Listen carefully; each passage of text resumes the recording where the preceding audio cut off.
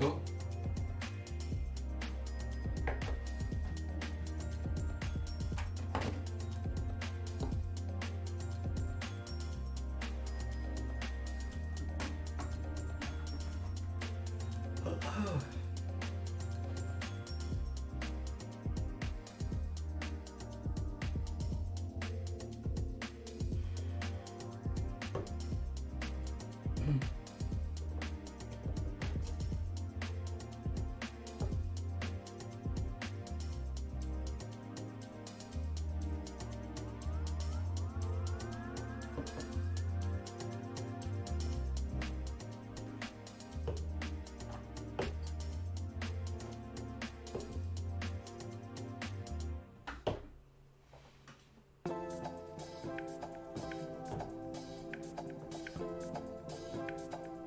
Move those out of frame here.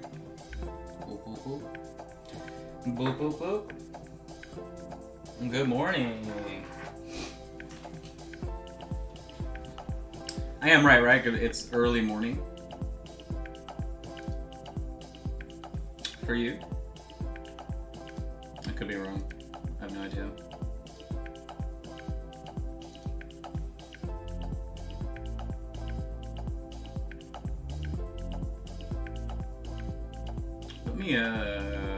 There we go. Why? That's weird. Not super early? That's good.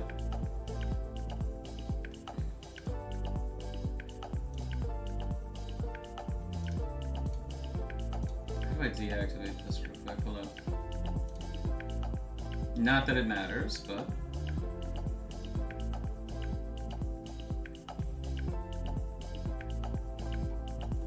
Alright. Okay. So we'll just hang out here for a little bit while everybody gets in. I know I had mentioned it before, but I was like, why don't we work on a big one just for fun? We won't always work on a scaled up version. But since this was the first episode, I figured it could be cool. Where was this right here? I really like this new resin I've been using too because, I mean, it's got so much bend, right? It'd be amazing if I broke this right now, wouldn't it? We're not gonna do that though. But anywho's, I love the base. I love the mushrooms on the base. Now you could have assembled yours differently, right? You could have assembled it to where the blade was going this way, which also makes sense, right? Like she's doing maybe like a defensive thing. This is more of like a proactive thing, like, I don't know. But either way, we're gonna rock and roll with her today. I know I did prime it like it was gonna be non-metallic metal, though we're not. We're not gonna be doing that, but I thought about it for 2 seconds. I was like, hey, maybe.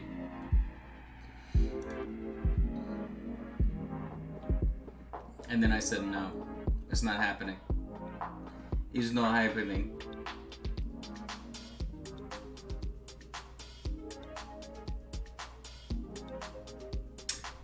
So this is either 150 or it's the like pre-scaled 175 that they provide. I just don't remember which one I did. But so like Daybreak provides 175. And the only reason I don't just like offer that as a default is because of the way that my inventory system is built. But I also didn't have very many people, like I've only ever really had people buy the 150 scale for the Atelier tier pay-to-log stuff. So, if I have more people want the larger size, then I can offer it. But, I don't necessarily know how the price would scale, right? Because, like, this is an example of another one. Now, she's kind of small in comparison. Well, maybe not. But, like, this was another one of their 175s, to give you an idea. This is one of the big Chaos guys with the flaming sword. But these are, like, they come hollowed and stuff from the sculptor. So when it came to that, I was like, well, I'll just give this... I just wanted to see, right, if their supports were good and everything like that. This is old resin, too, this color. Some of you got your orders with the mint green mix that I had.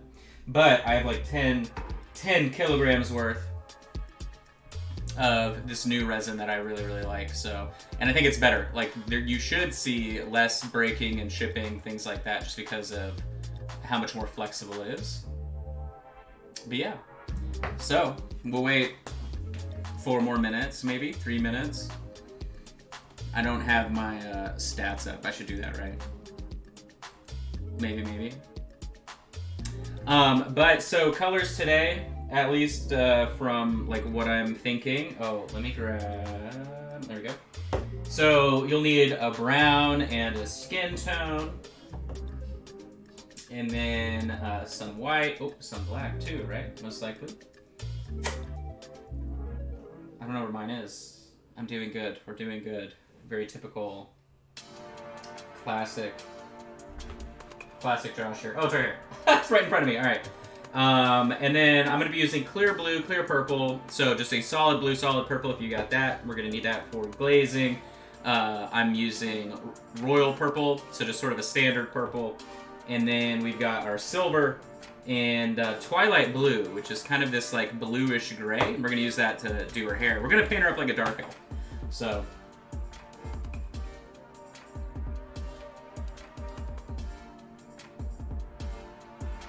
I figured that could be fun. Or we could do a traditional elf, I don't know. I'm not too, upset either way. But assembled pretty well. I know some of you did ask too, right? Like, some prep tips for those that had never purchased a 3D print before. Look, I'm just knocking stuff over.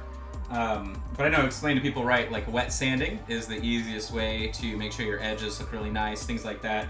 And I know I explained it on Patreon, but like, so these fine sanding twigs, right, that I use all the time, all I do is literally just like touch it to my wet palette like that, so that it's wet, and then it cleans up like a dream. Super, super easy. If I wanted this to be a super flat surface, right, I'm just running this on top, boom, boom, boom, boom.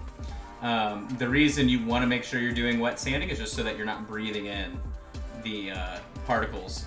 And you can see, right, how much that smoothed that out right there, like instantly. It's super easy to do. The residue, you don't have to be worried about or anything like that. You just don't want to breathe it in. That's not going to be good for your health. So, but all right, we can go ahead and get started. So we'll start off very easily here. I'm going to grab silver. And we'll start on our metals. Boom, there we go. I hope you all had a good weekend. Oh, before I forget, we did.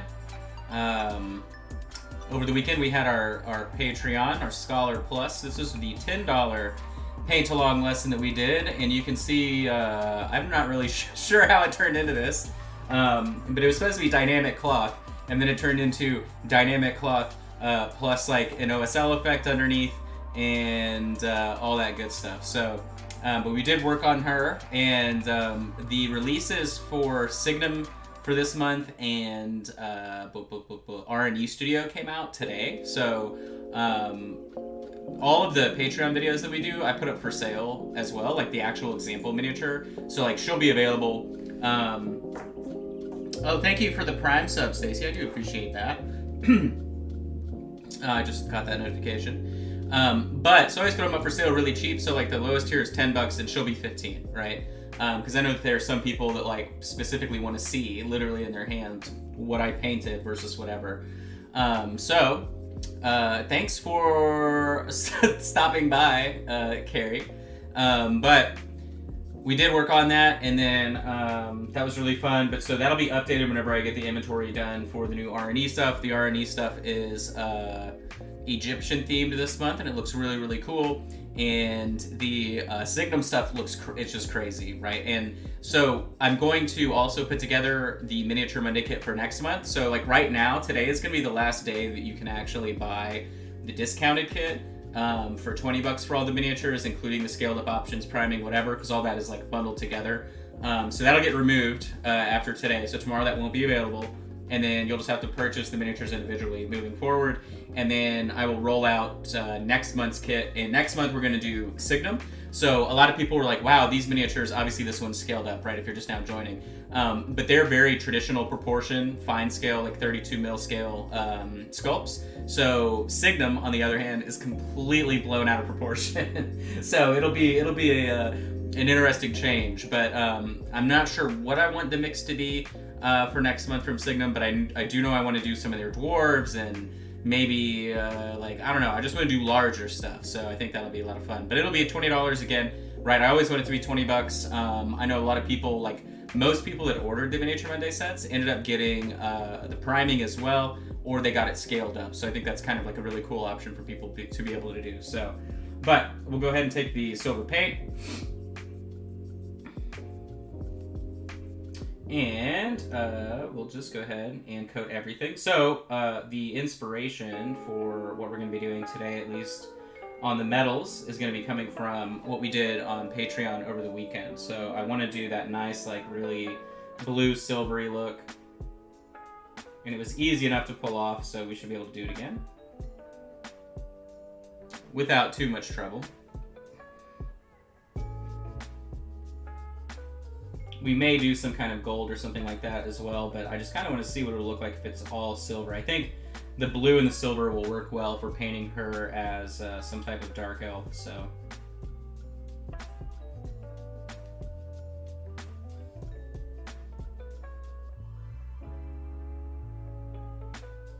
But I do like how all the clothing is like striped and has like all these designs built into it. I think that's pretty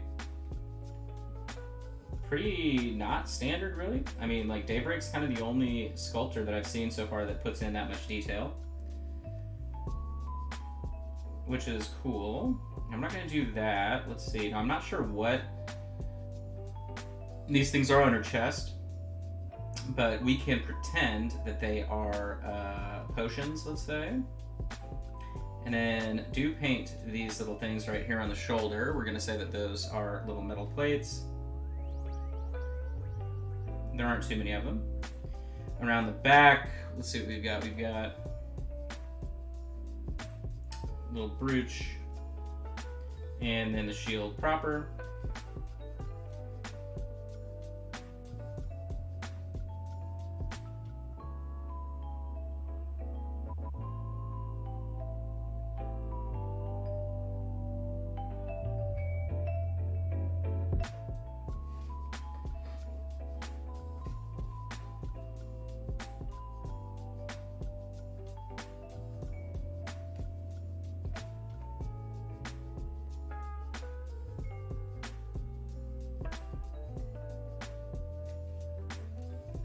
Okay. So that was simple enough. Go ahead and get the inside as well.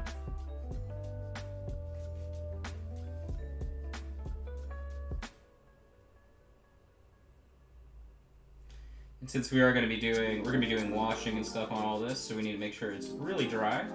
So I just want to kind of get this done quickly, give it time to dry and all that good stuff, and then we will start base coating some other stuff. So why don't we base coat her hair first? Let's do this Twilight Blue. Remember, it's really just a bluish gray. So if you don't have the same color directly, you can just mix. Probably, if I had to guess, this looks like a 50-50 white and black, and then you can just throw in a little bit of blue and you'll be okay. I would have done military blue, but of course that was a canceled for no reason color. So I know that people can't buy new bottles of it. So that's why we don't suggest it, but I still love that color. It's like my favorite non-metallic metal color to start with. Oh, this is not mixed well, but we'll go ahead and roll with it. Utilize the zenithal.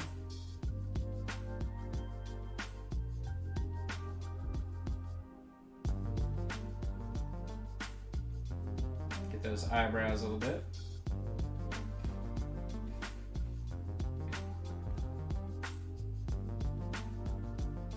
This color isn't bad for non-metallic metal, for like a base silver. You just have to do more work to highlight it up, and that's why I always sort of stayed away from it in terms of doing it for that purpose. That's why I like military glue. So it's a little bit lighter. I don't like working up from dark colors if I'm doing that stuff, so.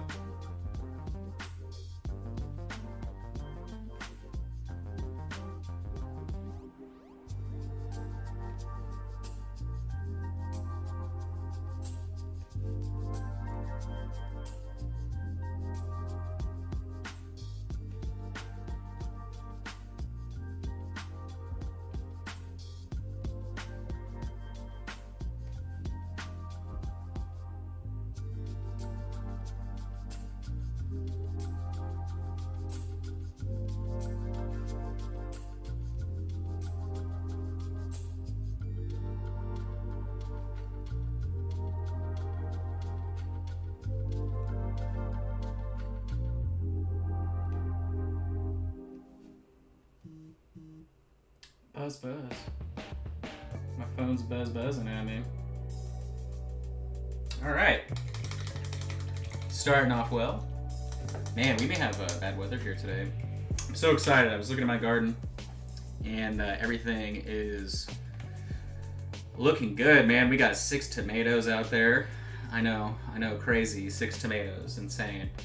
But I didn't really know, I didn't know how that plant was going to work necessarily. And then we've got all of our eggplants flowering. I have my Carolina Reapers flowering, my Sriracha peppers flowering. Got a bunch of strawberries going. The kale is almost to where I could technically harvest a salad's worth of kale if I wanted, but I'm just going to let it keep going. The broccoli is terrifying. If anyone's grown broccoli before, let me know in the chat how long it grows at an alarming pace until the buds on top start to form. I know that broccoli plants are really weird though, so I don't know. I've never grown it before. I'm trying to think what else is looking good. Oh, one plant, I have no idea what it is because I replanted it and didn't put the deal on it. I don't know what it is, but it's looking crazy and it's starting to flower, so that'll be a surprise. Maybe it's squash. I think it might be squash. All of our watermelons are going crazy. We have 6 watermelons plants going. But yeah, we've just had a lot. It's been really humid. There's been a ton of rain, so all the plants are very happy. But I was out there checking it out today because we've been trying to do pest control, stuff like that. All right, so I'm gonna grab our Royale Purple here and a little bit of white. So really, any purple plus some white. You can see the tone of purple. It's a warm tone purple, meaning it's more red than blue. Purple always falls in between 2 categories. Purple that likes pineapple on its pizza, and then normal purple. No, I'm kidding. It's either warm or cold. Most colors fall into that category.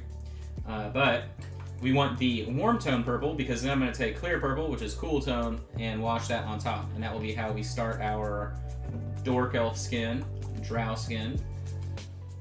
Get the clear purple out here as well. Boom. There you go. Alright, so I'm going to do 50-50 mix. So 1 brush full of the purple. Clean off the brush because I'm not crazy. I do want to reuse some of this white. And we'll just mix them up. Look at that. You should have a very nice, not really pastel, but close enough. And we'll use this as the base tone for all of our skin.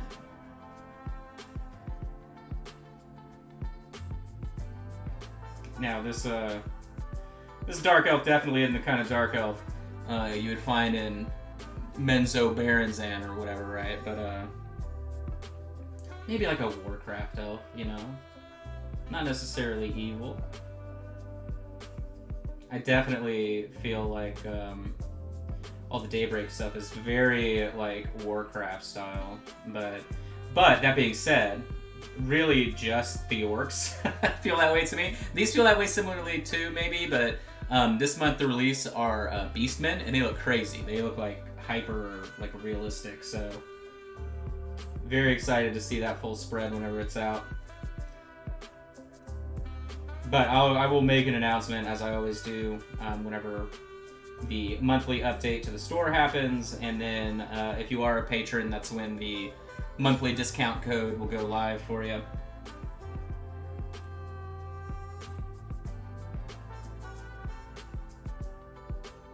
Make sure to get our ear.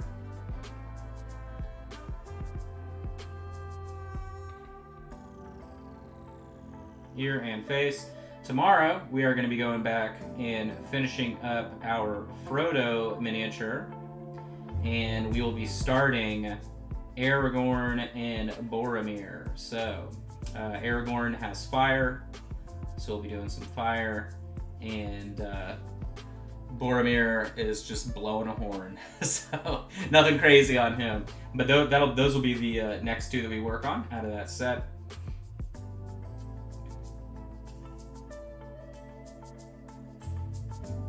Tomorrow with Frodo, of course, we're doing the OSL from his glowing sword. Definitely happy with how Sam turned out, though.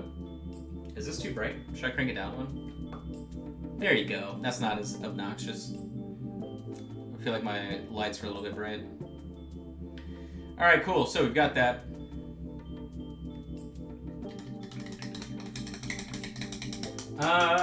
Stuart's good, as far as I know.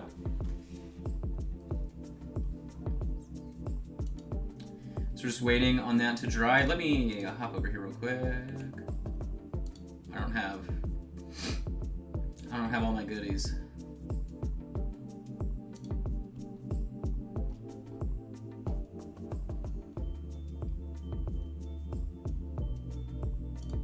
Wait a minute.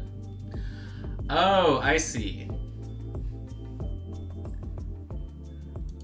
I see. Okay. Sorry, one second.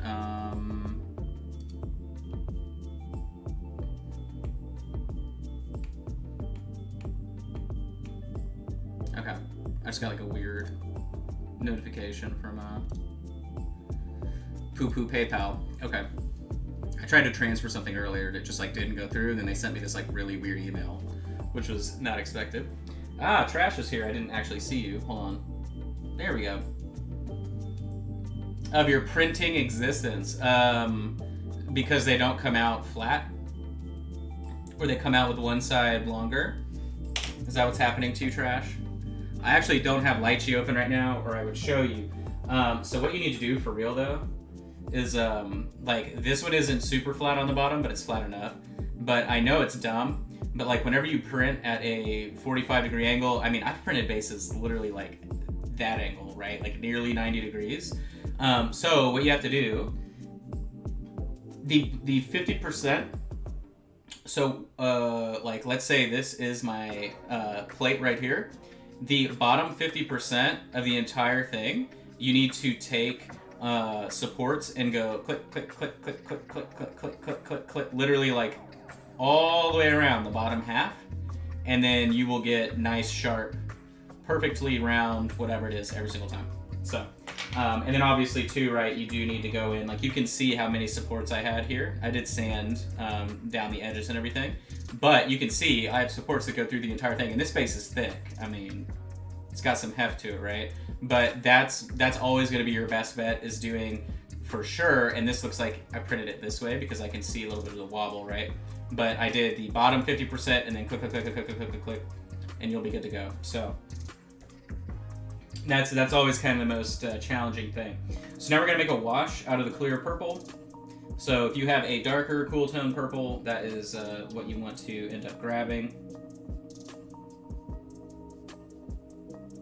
And we're gonna wash this on top of her face, everywhere else. Face, ear, hands. That's really the only skin we've got, so.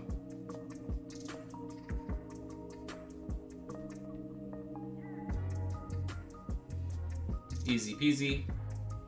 Yeah, bases for me when I first started printing were really difficult, especially like if I was grabbing files that weren't pre-support. Like, it's really annoying too, unless you do 3D printing, you don't really know, right? But like, you'll get files that are like, oh, this is pre-supported, and you're like, badass, right? And then you look, and it's literally like just the miniature that's pre-supported, but not the bases, and they just kind of like tell you good luck on the bases, right? And that's really annoying.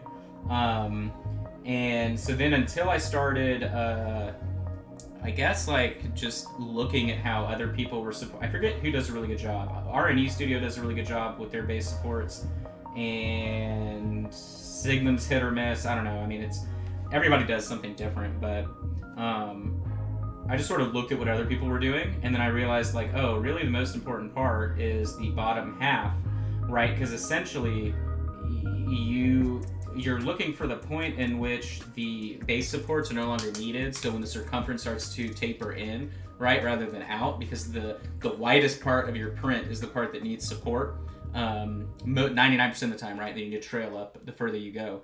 And once I sort of got used to doing that, everything else clicked together. So, all right, so we've got that. Now I'm going to grab our clear blue, and we shall wash down all of our metals.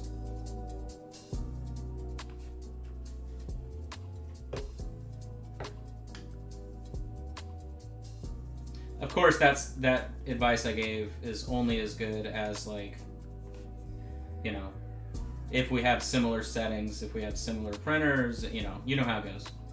But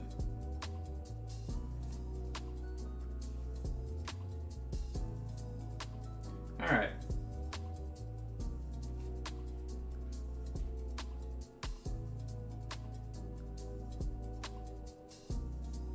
Now that was way too intense. So I'm gonna take a bunch of water here. I did not thin that enough. Needless to say.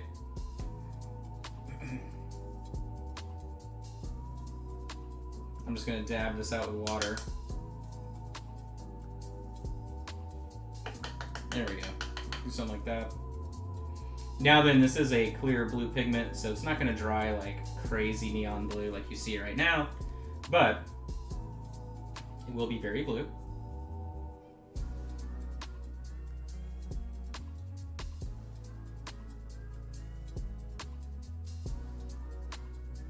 This weekend, had our friends over and played our first session of Vastin, which was extremely stressful for me. I didn't have enough time. I was cooking. So not only am I hosting the game night, I'm also cooking to feed everyone at game night. But, so I was cooking tortilla soup. Took longer than I expected. Turned out great. Everybody loved it. Didn't have time to like go over because we were doing the adventure that they include in the back of the rulebook, which, gotta be honest with you, is terribly organized. There is no organization. Extremely confusing to run. Unless, like, essentially, if you're going to run that, you need to sit down, rewrite everything on a sheet of paper, and then run the game from there. If that makes sense, like, you for real cannot just do it. But so we did that, and it went all right. Went pretty good. Everyone has a good idea. There wasn't any combat per se this time around, but it's because they had some really lucky rolls that prevented all of the combat. But I didn't do this part. Well, it's okay. We're gonna fib, and I'm just going to wash this wrist, and then we'll highlight on top. Don't tell anyone.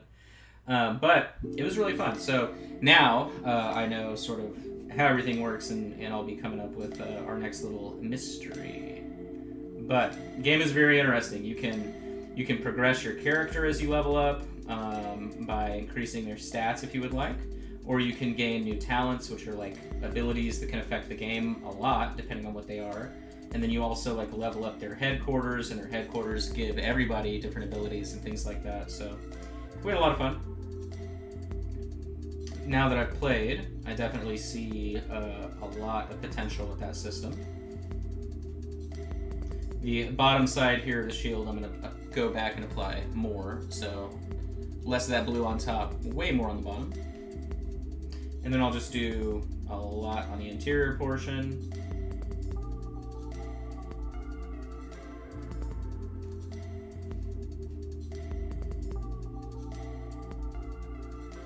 And we'll need all of this to dry, so we will pick something new to go after here.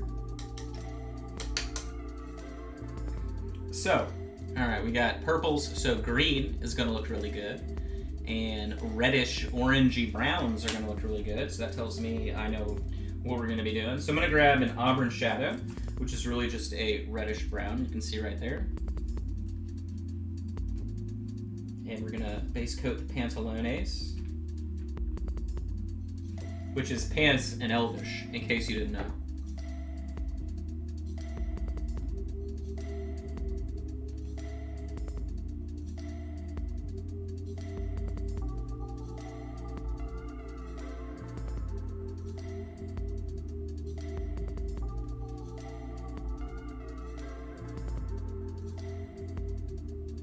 We will have to play the game of like alternating tones here as well, some of the materials we've got, but shouldn't be too difficult.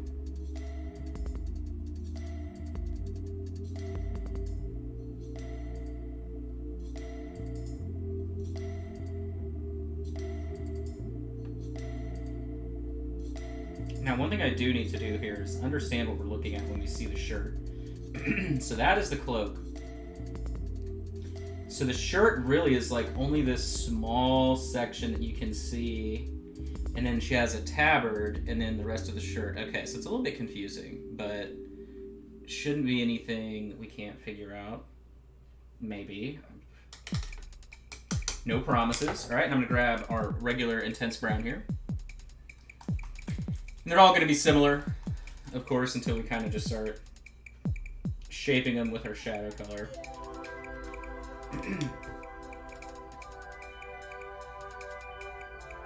This color I'll use for our boots.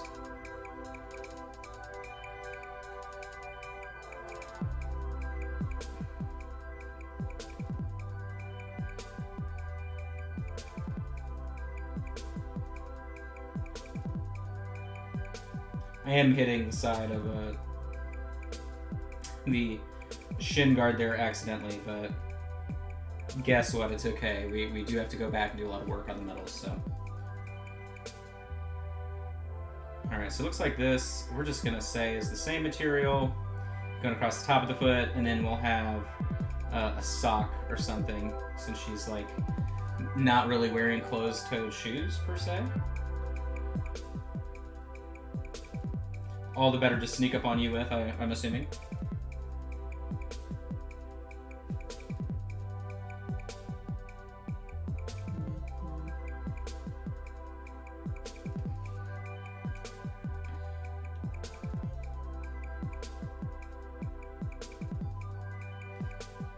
Let's go ahead and paint the satchel with the same color. Oh, we didn't wash that down. I'll wash that really quick.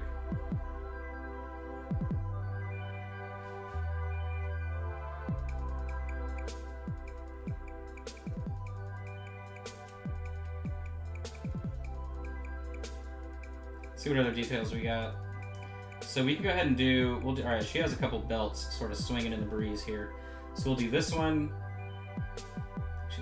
There's a lot of belts happening here. So we got the one going this way that goes across the back to whatever's happening back there. We can't see where it goes. It goes up underneath the cloak. That's fine. This one. And then the one that's holding the potions. So that's cool. Boom, boom, boom. What else we got? Okay, so then we have some straps here. Strap there. We'll hit the silver back afterwards. So what? We have the same straps on this side. Cool. That's pretty easy. And then why don't we go ahead and start before we give up completely on our base. I'm going to use the same color.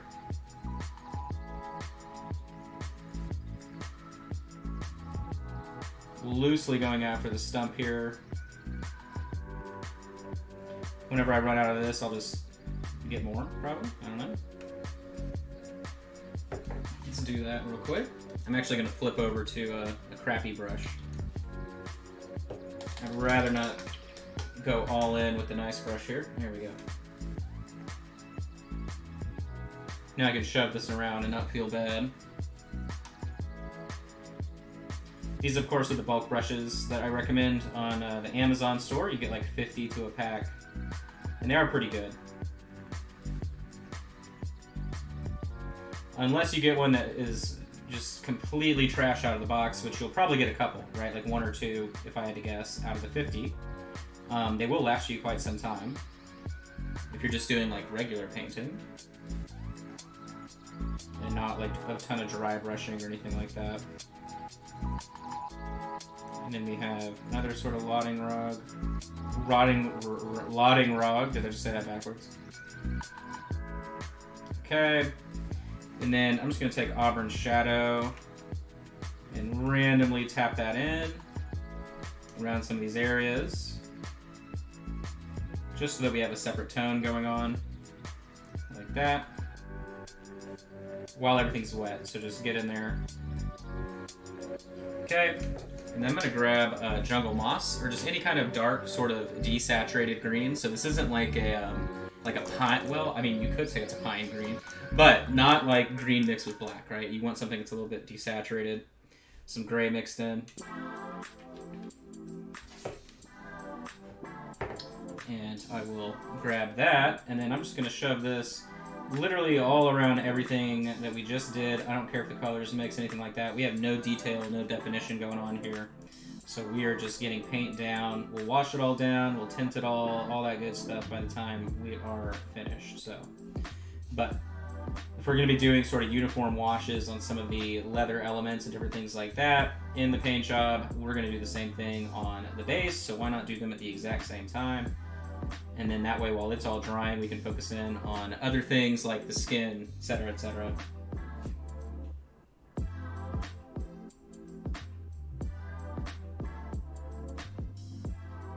Easy enough to do. And you can see I'm trailing the brush up into the stump as it's wet, making a nice mess. So.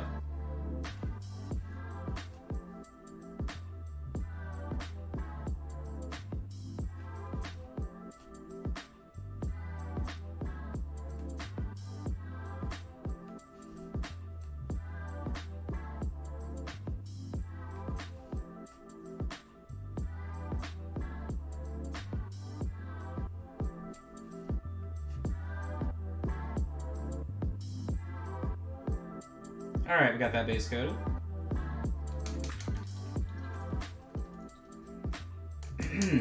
Now then, the rest of her outfit. Hum, hum, hum, huh? So the cloak, not 100% sure what we should do there.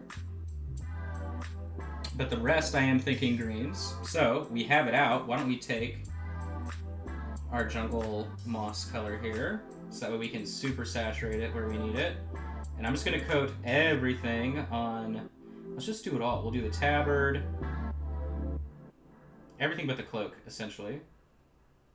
So the tabard, and then her shirt, and every section. Don't worry about the little bits and bobs that are also on there. There's like some rivets or something. Not super concerned. In the shadows that we're literally not going to be able to see once we wash anything, just shove the color as if someone would notice.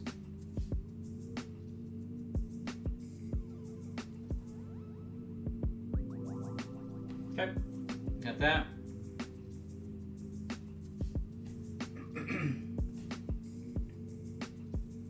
Yeah, I mean, if you guys like me working on the larger one, oh, don't paint the sleeve, it's fine. We'll do the sleeve a different color. That's so funny, I just slammed it on because I was talking. But if you do like the larger one, right, in terms of me painting them, I can always paint the larger one. I just, you know, will wait for feedback to hear if that's something people did enjoy or not.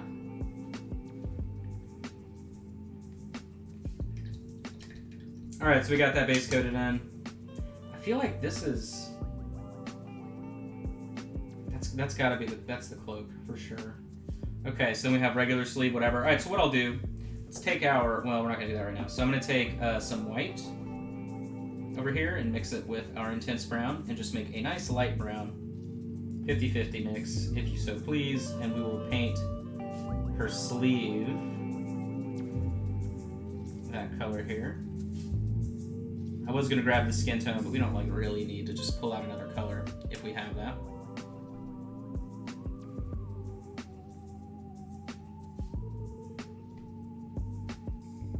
And then we'll do color sleeve here.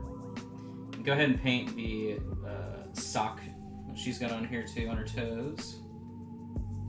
Don't worry about the like toe separator or whatever. We'll go back in after the washing and redefine all of that. Boom. Yeah, so again, like I was saying, I don't remember when I mentioned it. I know I mentioned it like when we first hopped in. Now that's not dry. I need to grab the airbrush here. So today will be the last day you can purchase all of them discounted as a bundle for $20. Otherwise, starting tomorrow or like whenever my update hits for this shop for this month, you'll only be able to buy them individually. So do keep that in mind. If the Miniature Monday stuff is something you want to start following along with, that is obviously the best way to do that. But I will have June's set of miniatures selected as soon as that update hits, so that's why the other bundle disappears. But the bundles always will be $20 to begin with, and then obviously it gets more expensive if you want me to do the Zenithal for you, any of the sort of like prep work, if you want it scaled up, larger, anything like that. Alright, so we have almost everything base coated here, other than the cloak, which I've got no idea what we should do. I don't think it should be black. I mean,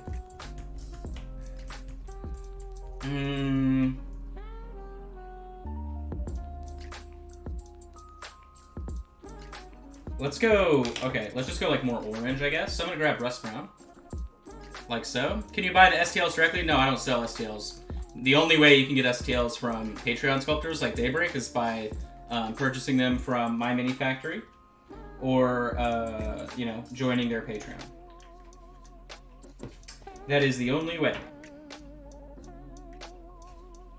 Alright, so we'll just base coat all of this much brighter color, which this will, you know, obviously help accentuate our purples and blues, and technically our green too.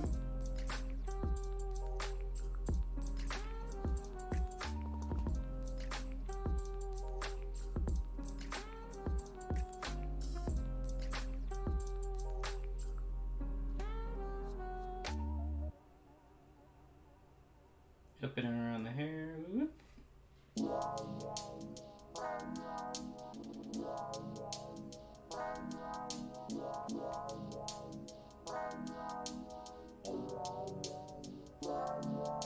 See, so the hair kind of goes up in between. I do it a little bit right there.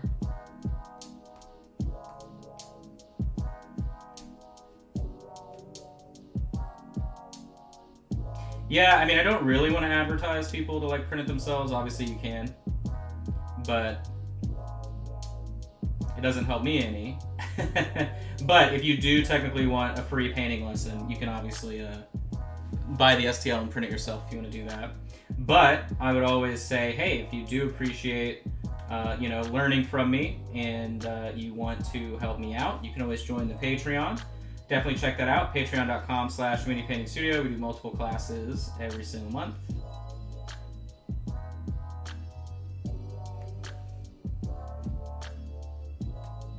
Because nobody likes working for free. That's my new motto.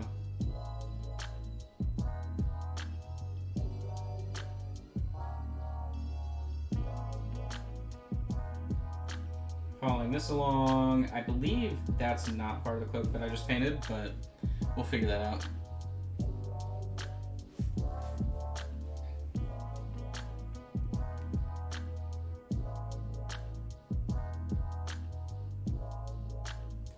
Okay, so I should recoat this part before that. Is the 100% scale start at 23?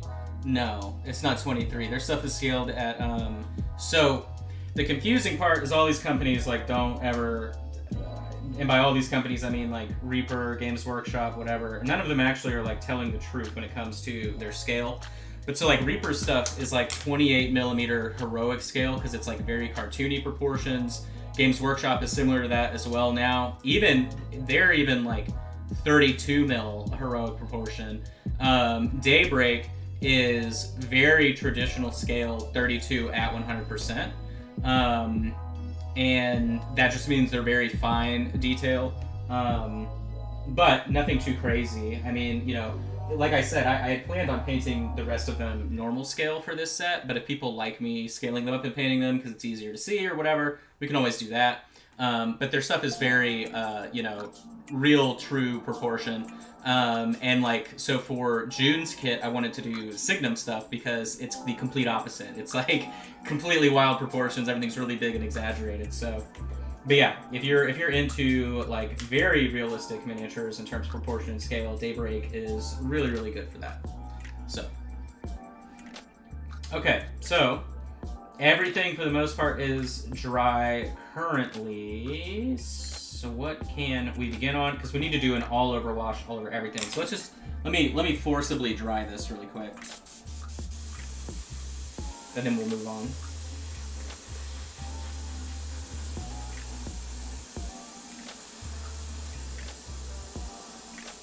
We're almost there as I hit it with the airbrush. I thought airbrushes were for painting. No. They're for air, duh.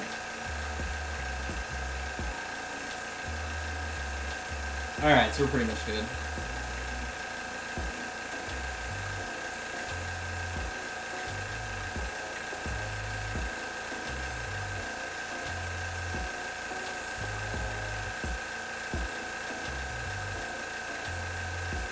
Alright, so really it's just going to be the cloak.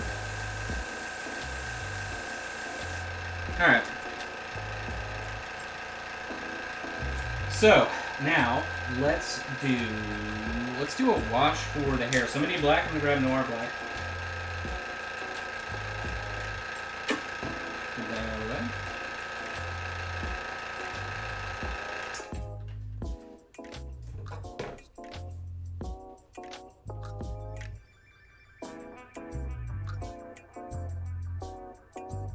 And I'm going to mix this with some of our clear purple. So you should just have like a super, super, super, super, super, not really black, but not really purple wash. And I'm going to put this over the hair. Even though we were utilizing the zenithal, you know what's funny? So like I was in a Facebook group that I left today because it's just full of toxic assholes. But like these people, like what they did is they literally made a group just like making fun of content creators like me that try and make a living painting, right? Which is fine. But what was funny was they were like, every painter uses a zenithal highlight, but like doesn't explain what they're actually doing with it, and or like it's a wasted step and all this dumb stuff. But you know, if you want to say that if you want to make content, you have to do it. It's like required, even though it's a waste of time. Just like, okay, I mean, obviously it's not a waste of time if we've been able to use it so simply today. But it was hilarious. Like, and people in the thread were like, get a real job and shit. Like, it's just really funny how people act like that in the hobby. Now, I understand, right, as we've all learned, that the miniature companies don't care about painters. Like, they don't pay them, they don't do anything like that. They just are always really nasty. But, you know, it's just funny to think that, like, you wouldn't consider something that someone does like legitimate as a job. I don't know, but hey, that's the world we live in. So we just made that a little bit darker. I'm still waiting on this to dry on the inside, but we'll go ahead and make a overall wash. So using Noir Black and a lot of water, I'm gonna grab some of the intense brown. It'll be 2 part black, 1 part intense brown, and then just a ton of water. And this will be our all-over wash that we use for pretty much everything.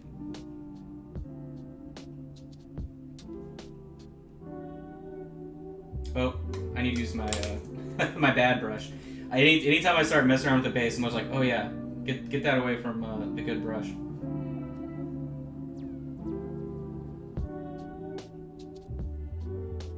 This is going to be our all-over wash for everything, but I always like to do everything in sections, just so that I know that, like, you know, the surface tension is even throughout the application the entire time. I don't like, even though it is an overall uniform wash, I don't do it uniformly. Does that make sense? I do it section by section on a mini.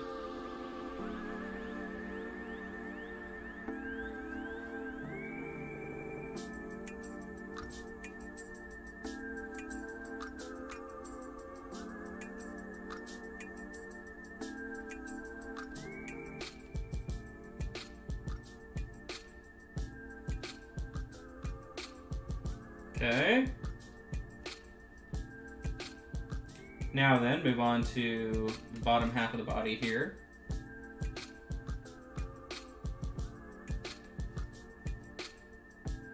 Good, this color will work just fine. It's not too muddy.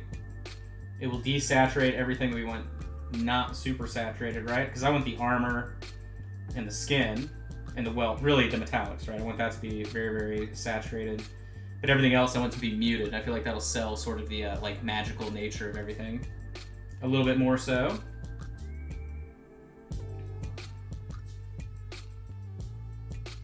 Onto the back.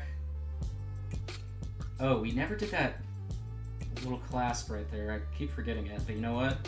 If we've forgotten it this far, guess what? It's gonna stay forgotten.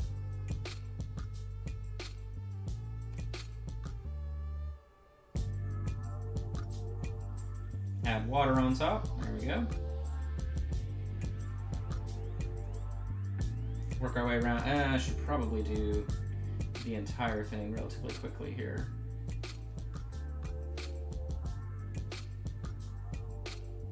My one complaint about this miniature is the angle that he had it supported hit this one part of the cloak right at 45 degrees, making it a nearly vertical edge, which will add some layer lines, like no matter what layer height you print at, right? So that was kind of not great, but I mean, in terms of like supporting an entire mini and making sure it's not like it's fine, you know, it's the back of the miniature, who cares, right? People don't paint the backs of their minis, right?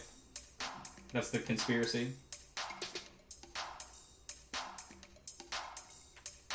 I remember I always used to joke about that, right? Like, I don't paint the backs of miniatures until someone literally accused me of that.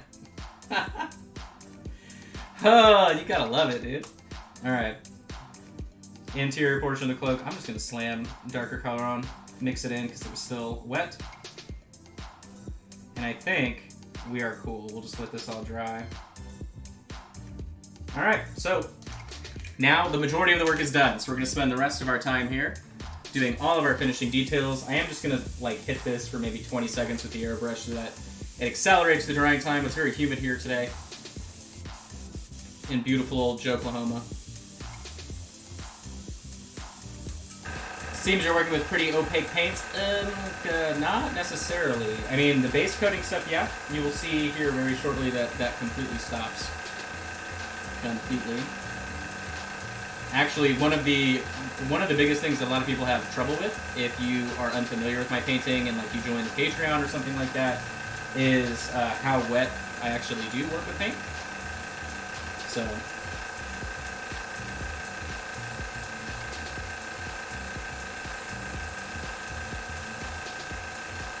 Actually, this is all drying. Oh, I felt that falling. I was like, don't fall on the sword. It's drying super fast, actually, so that's pretty good. Everything's all nice and dull. Alright, get out of that. Out of that realm for now. Alright, you guys want to work on some skin here? Let's do it. So I'm going to actually bring a skin tone into play here. Tan skin. What's up, Pete? How you doing, bud? Alright. So we're going to grab the Royale Purple that we started with. 50-50 mix with tan skin. And I guess we got to do a little bit of white. So one tip of white, one tip of the tan skin. And this should get us a color here that will work. Let's see. Could be wrong. Yep, that works.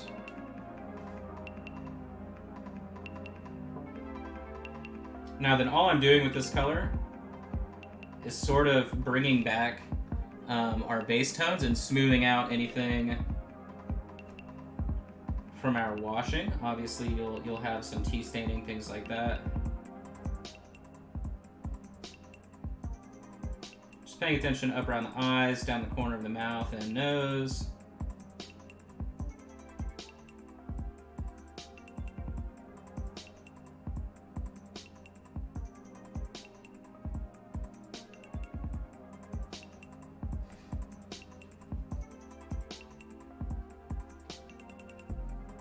Adios, Sean. Good seeing you.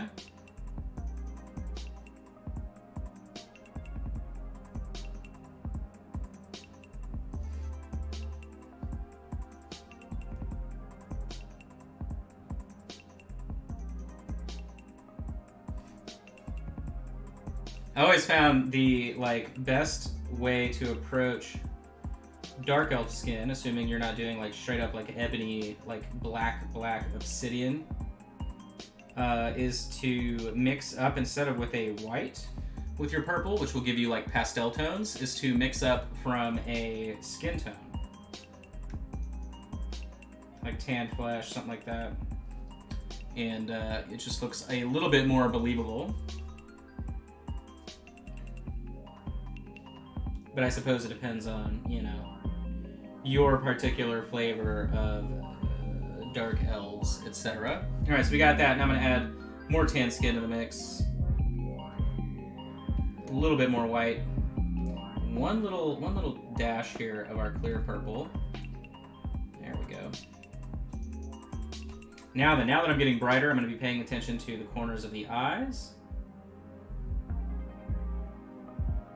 Down side of the nose, corner of the mouth, top of the chin. Look at that highlight. See? Just looks so nice. I'm gonna move in. You guys want to move in? You can move in. Look at that. That looks really good. I feel like Sean had to leave at the good part, right?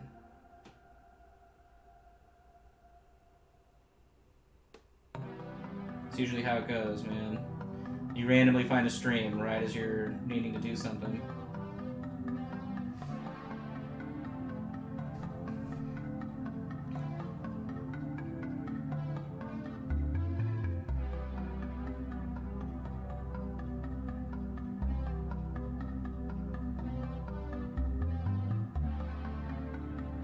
I'm gonna do the top of the forehead there, and then the sort of corner of the forehead. On the edge a little bit.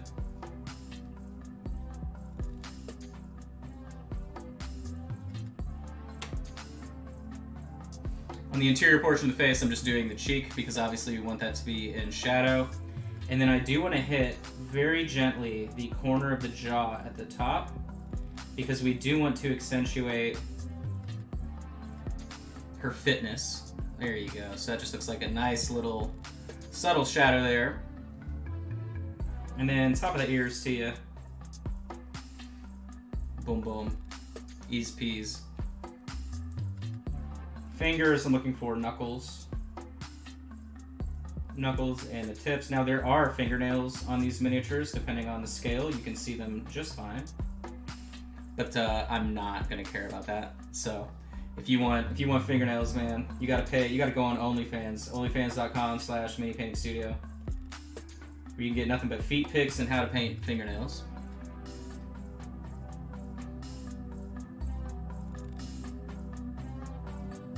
Highlight up that hand a little bit. Alright, so we can go brighter. So now, I'm going to add white only this time, and not anything else. Just a tipful. Oh, sorry, I'm in the wrong area here. So now you should be dealing with a very muted, light purple. To the tip of the nose. Interior portion. Tear duct, other corner of the eye. The non-tear duct, right? Is that how that works?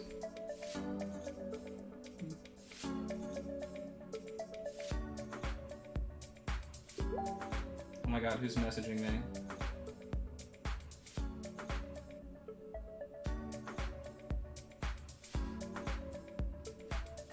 Let's see what's happening here, hold on.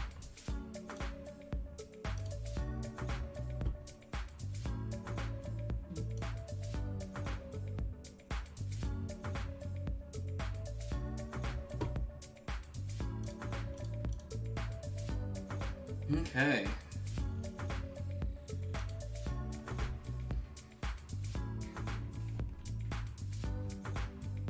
A little bit more here, corner of the eye.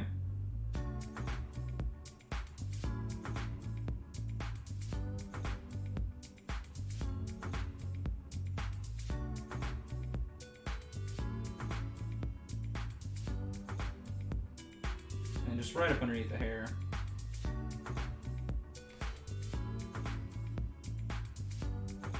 Like so. I mean, that's not the cleanest. Here, let's pretend like we know what we're doing. Let me reshape. I just didn't push the purple up close enough to the hairline.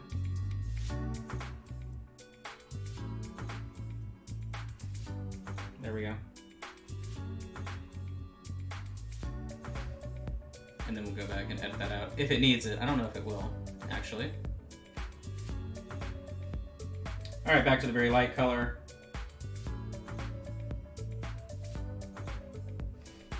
Highlight the ear a little bit. Back to the hands, the fingies, the phalangers.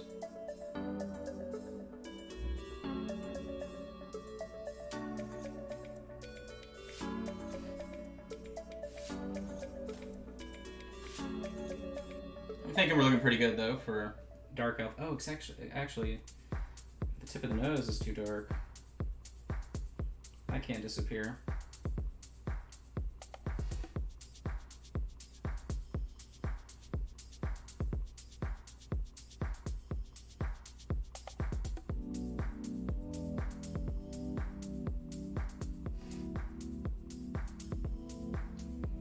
Do so the other nostril, very difficult angle. If you have a smaller scale version of this, just hold your breath and hope for the best. You should be okay. And I'm gonna go back in with the darker purple here. Hit the corner of the mouth. We don't need it to be super bright, but I do want to see something right here. There we go. Just enough to frame the face. Okay, cool. Cool, cool, cool. Happy with pretty much everything. So now, one final little trick here. I'm gonna take some magenta. If you don't have magenta, you can just take like red, whatever. Because we just want pink. We want very light, very light pink. Okay. So I'm gonna take a bunch of white, mix it in with the same color we were using previously, a little bit of magenta, just to get a nice, very like muted bubblegum pink. And this will be like our last little touch here.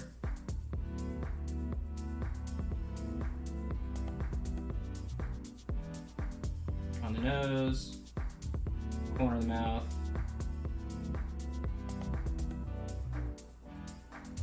Dot on the chin, corner of the eye. Right in the brightest part there on the forehead.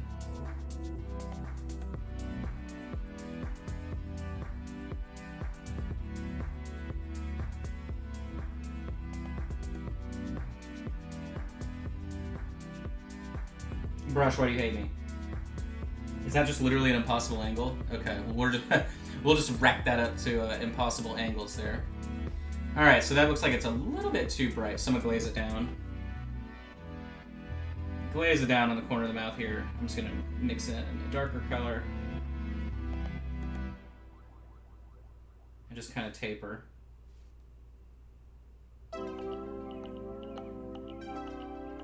Comparatively everything else. There we go. And then I do feel that this should be darker. So I'm gonna take our clear purple right here. There we go. That just needed a little bit more love. All right, the eyes. Get some white. Dirty white, doesn't have to be pure. Clean.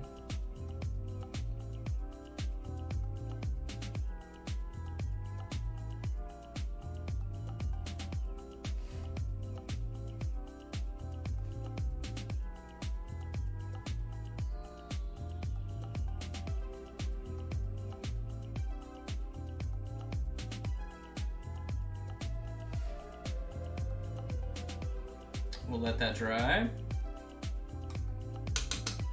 On the lip, I'm going to take clear magenta and some of the auburn shadow and mix the two. Get a very rich color. And I'm only concerned with the bottom lip. I'm going to add a little bit of color. Just enough to switch it up.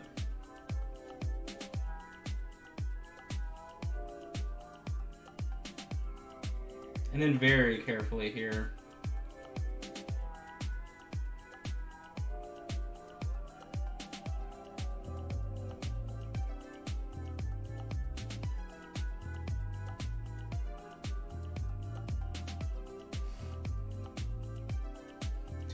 Whew!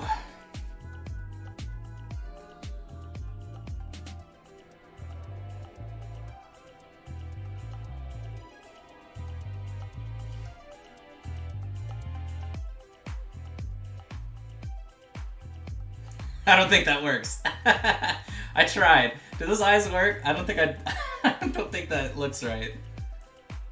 It's a little. That eye's a little bit too far on the left-hand side. All right, we'll fix it. I wish I could have gotten that just in one go. But you guys know I normally don't do the eyes on camera. Usually here, I'll fix it over here.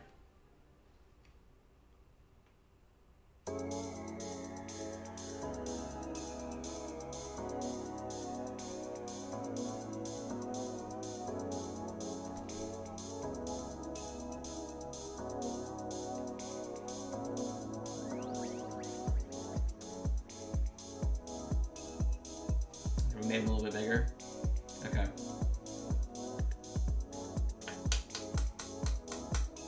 I feel like that works just fine. Alright, cool.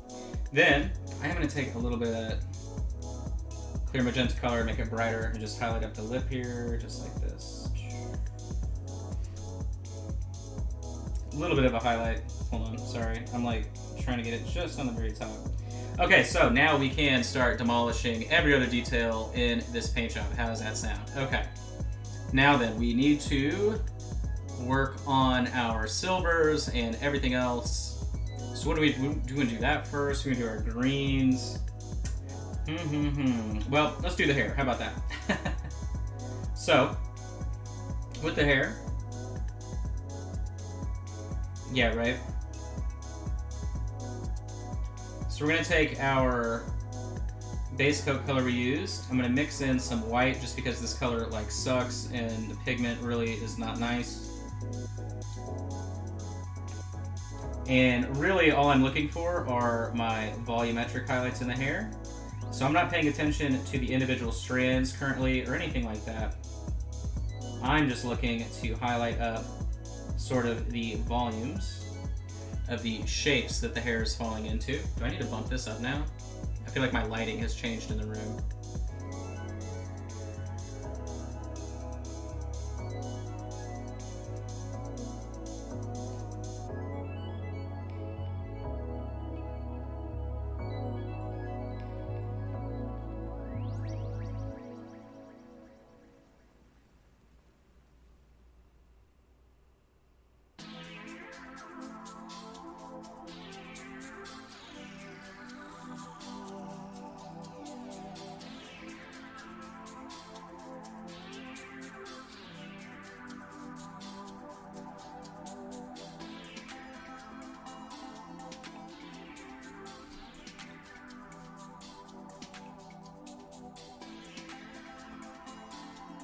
Filing for divorce, well, that's fine.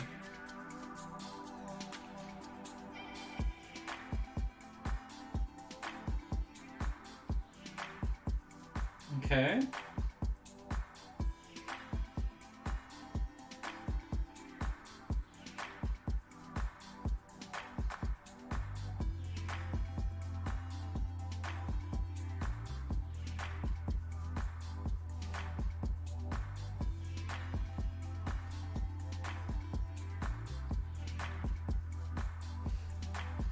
So, again, not paying attention to the individual strands of hair. I'm just looking at like sectioning them all out.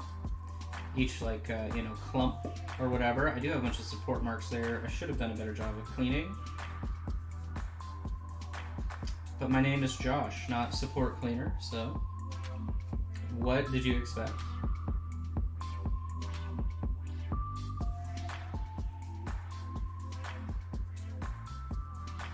You know what's funny is somebody, well, multiple people sent me that stupid, like, internet Josh fight or whatever that happened. And, you know, that's cool. But I guarantee you, every single person that actually showed up to do that is the kind of person that, like, only wears shirts with sarcastic phrases on it, right? Like, that's literally, like, that's who actually went and showed up to that. Other than the little 4-year-old kid that actually won the fight or whatever. But that just tells you that Joshes are good dudes, because they're, you know, out to make somebody's day. And I'm just going for sort of the back end here, these strands of hair. Okay, moving to the back, we have all kinds of clumps. All kinds of clumps. Obviously utilizing the zenithal, telling us where to place our highlights, but if you don't do that, remember, it's always crucial that your light source, meaning like the lights you're using as a human being painting something, if you can, your focus should be to have lights directly above you. My lights are literally right in front of the camera right here. I got big lights, man. I got over 60 inches of lights in front of me, spanning the entire length of my desk here. But that way, literally, you can just rely on what you're seeing in front of you as to where to place highlights, which most of you know that's exactly what I do.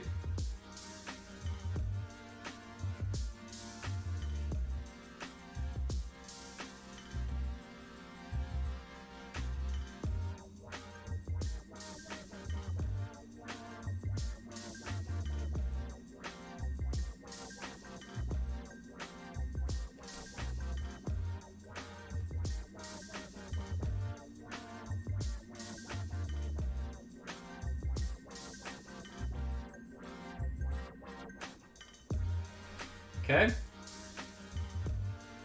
Get more white. Mix it in here, just a tipful into the color we're already using. And then I'm going to start accentuating even further all the highlights that we just applied. I'll go ahead and hit the eyebrows completely.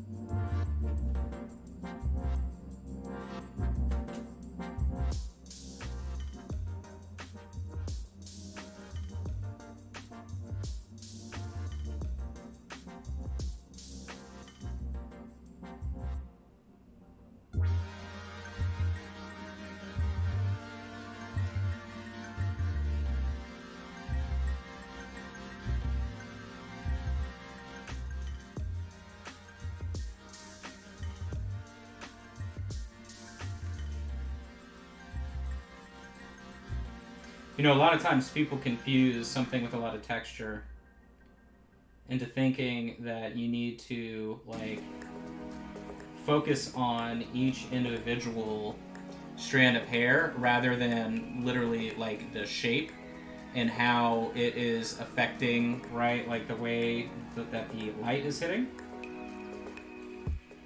I think a lot of that depends, too, on, like, where you're getting a lot of your painting information from, right? So like if you're a war gamer or like somebody that does Warhammer stuff a lot, you know, and you're looking at Games Workshop stuff, they're looking at things from mass painting, table play, etc., and you know, focusing on volumes isn't really a part of their system that they do. They definitely are like, paint the hair this color, shade it, and re-highlight it back this color, right? And like every little individual strand is done that way.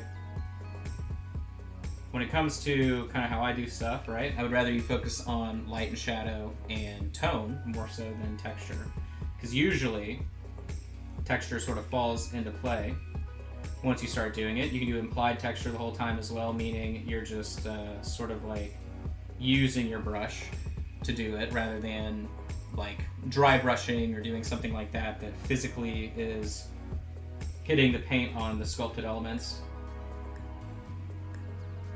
But I'm spending more time on the face and hair obviously here just because this is sort of where the viewer is going to be paying the most attention on the paint job, I would assume.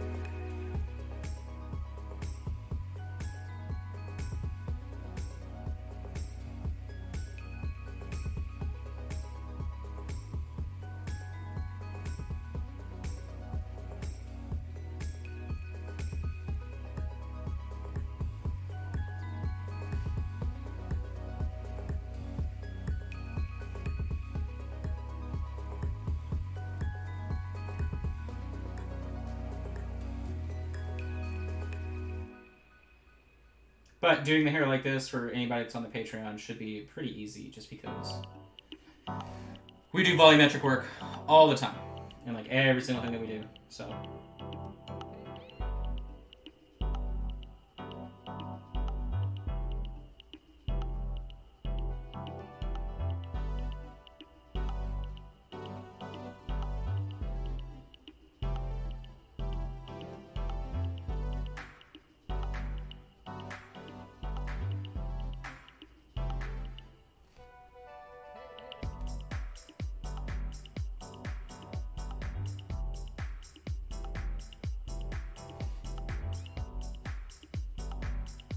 Alright, boom, let's bounce over here.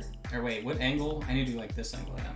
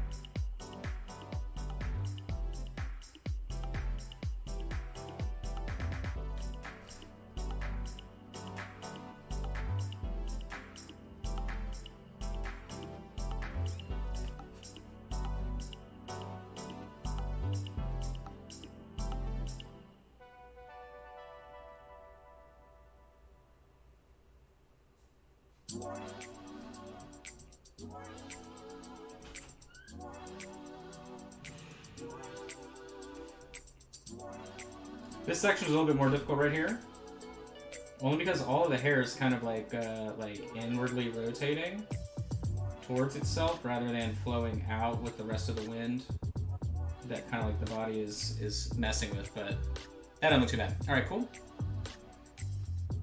Works well enough for me, and I'm gonna get almost pure white and do right above the eye here, just kind of stipple.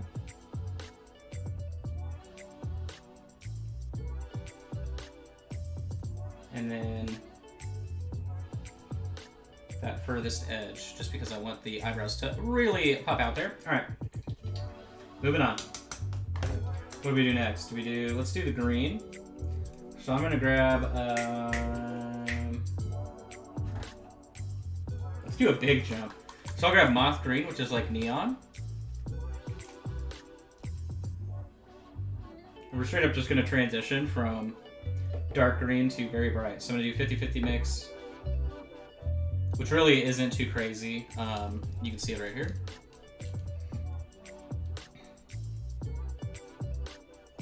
It's kind of just like a standard goblin green type of deal. But obviously moving forward, jumping up brighter and brighter every time will drastically change all of that. So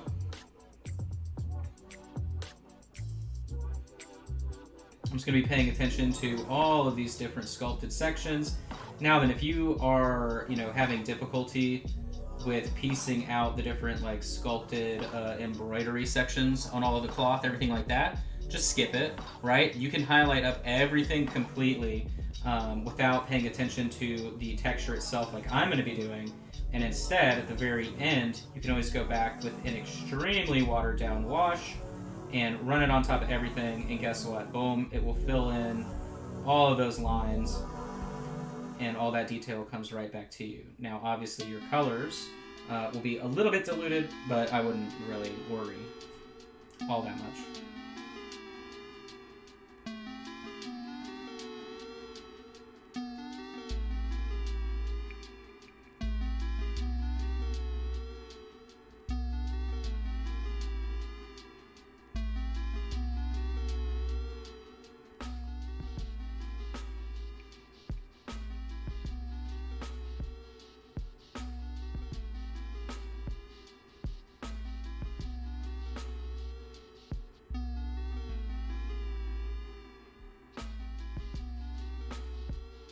And I'm just doing this relatively as fast as I can, just so that way we're not here past 6 or anything like that.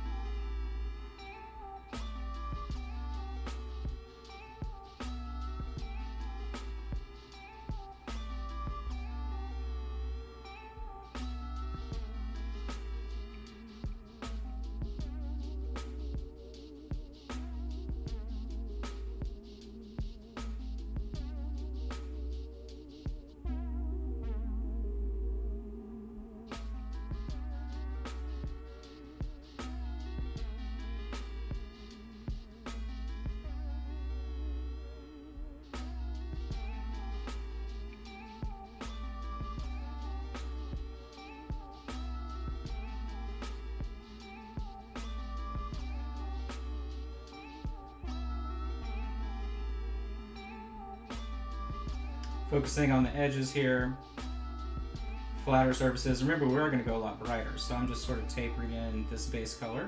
And then we can worry about fine detail, just like with everything else, once we move in a little bit further into the process. Now, I don't know if that should have been as bright, but I'll just brighten that a little bit further, and then we'll correct it in our next steps.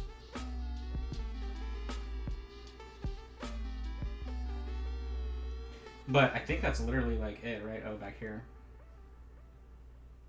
Crazy hair stuck. Oh, in the arm. Alright, we'll do that.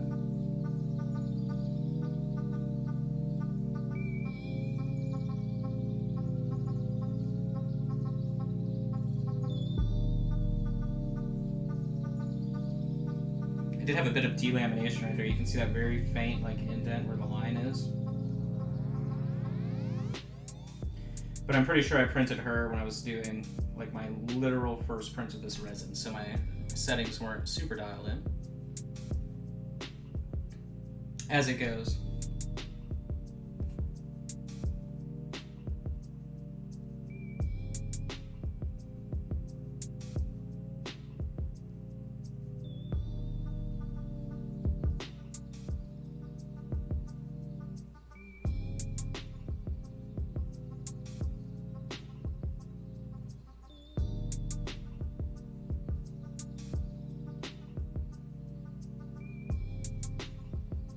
Okay, and the tip of moth green. Now I'm going to be paying much more attention, right, to my edges, sections, everything like that as we move much brighter.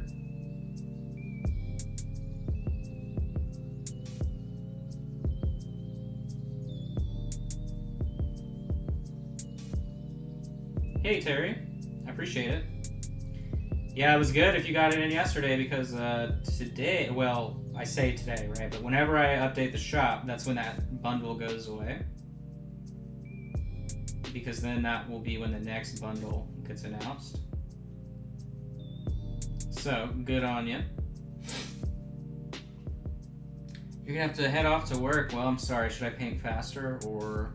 I am glad you were able to hang out though. I know you aren't able to be here for a lot of the stuff, but you know, if I am gonna be streaming, nowadays a lot of it will be at this 4 p.m. time slot. So hopefully, you know, 4 to 6-ish.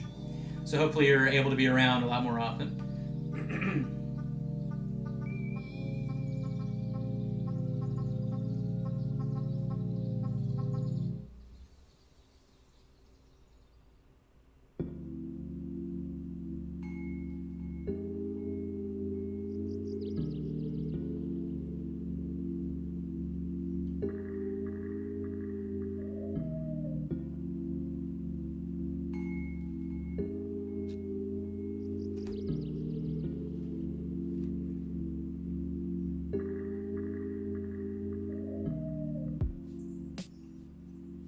Again, with this color, this is where I'm starting to really pay attention to any of these sort of like subtle wrinkles in the folds, things like that, where the shadows would be hitting. Less of a base color, which is what that like last highlight color was. More of a highlight now. I am implying a bit of a crease here, wrinkle, fold, what have you.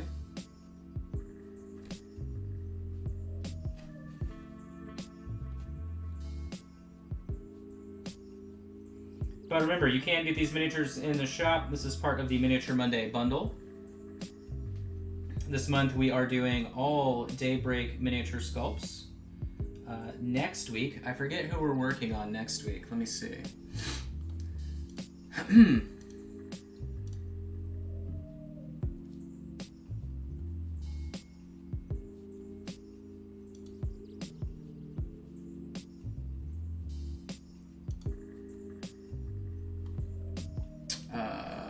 So yeah, next time we're going to be working on the dwarf.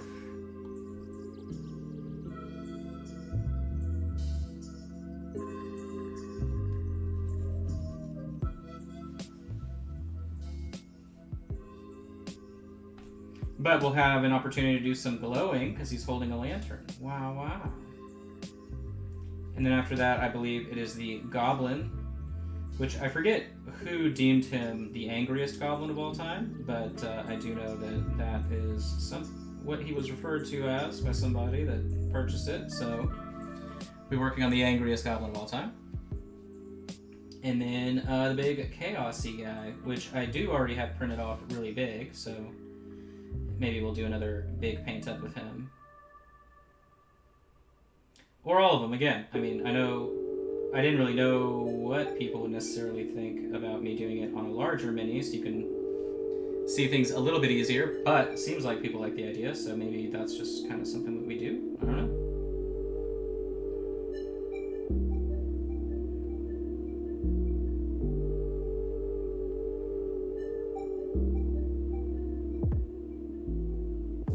A little bit tricky down here.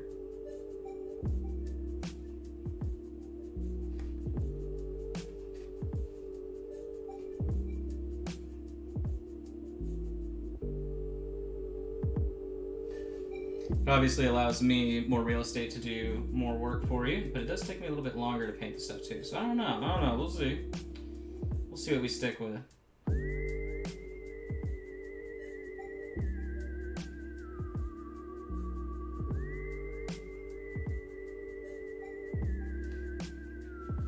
Okay.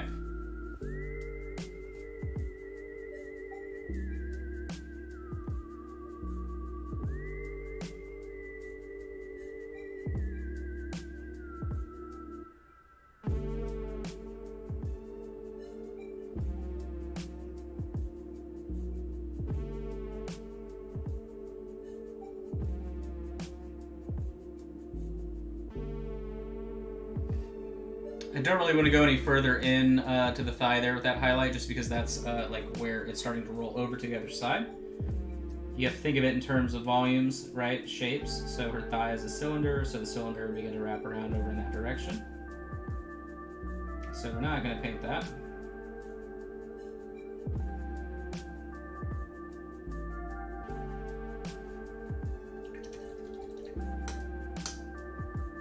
Hey, we'll have a good rest of your evening.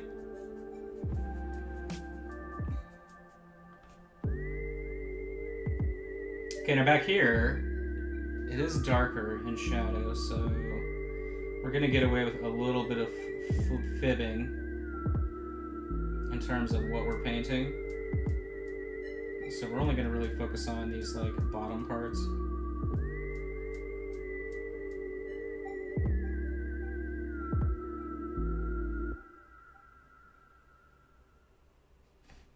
Is that acceptable? Is that acceptable for shadow? Maybe I don't paint the backs of miniatures. Maybe that was the truth. I scam everybody. Alright, so now we'll do the top of the sleeve here.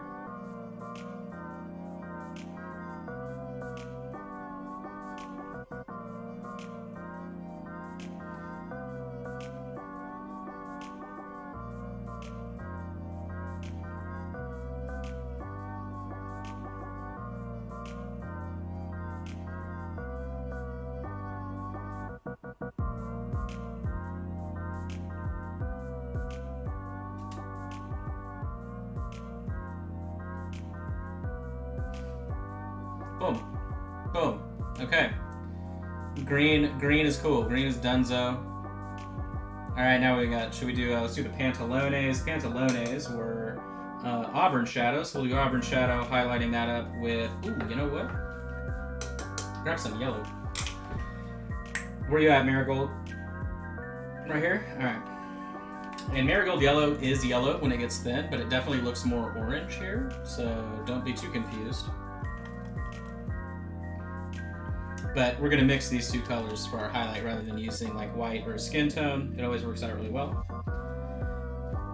And then that way we can use white to highlight up the intense brown. So I'm going to do 50-50 Auburn Shadow plus the yellow. Where's my... There you go.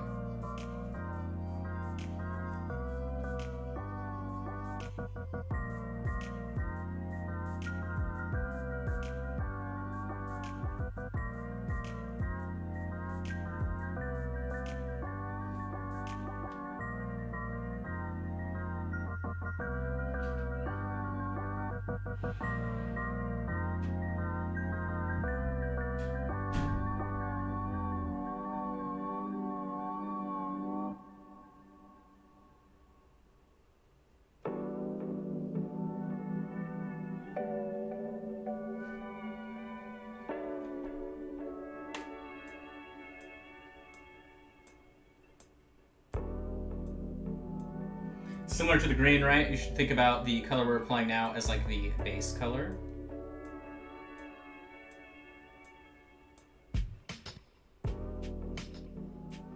So this is like the color that the material actually is outside of the shadows, right? And we're just rebuilding it.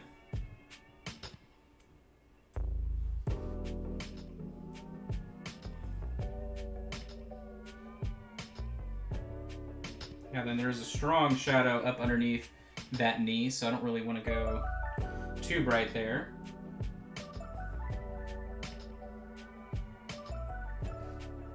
Okay. And then another brush full of our Marigold Yellow for our actual highlight color here.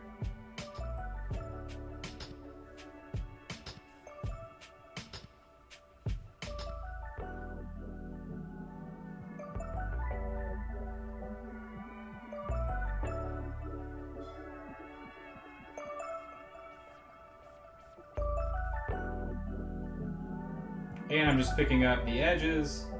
Remember, if you have a smaller scale and it's difficult for you to do that, just ignore it. Just paint like the actual folds, right? Not the stitch edges.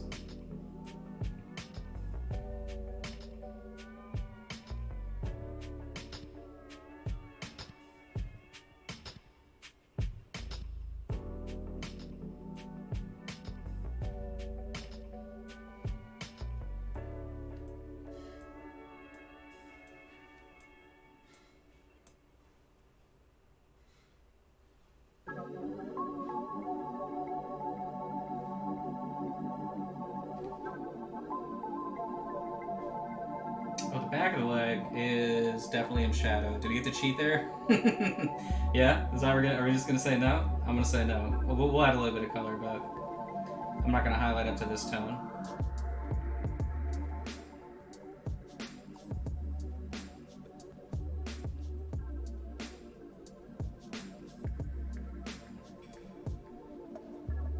Okay. And then yeah, we'll just take like, I feel like it shouldn't even be bright. Like where's just a darker auburn shadow here. I feel like that's too bright. That was already there. We'll just darken it. Okay. Got that knocked out. Now what do we got? You want to do the lighter sort of tan color. So I'm just going to straight up use a skin tone. So this is tanned flesh. This is the color that we were, or tanned skin. I don't care. Whatever.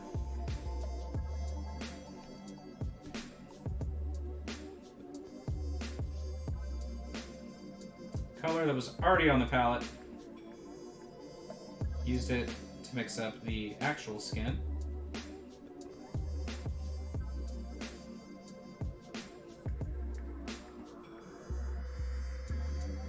Some of these folds are pretty obscure, but I actually think that's an okay color to leave it.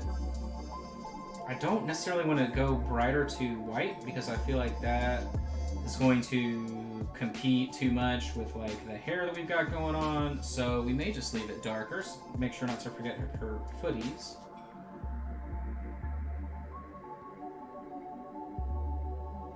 Fun fact about these elves, they actually only have 2 big toes. That's why the sandal is split down the middle, like it is.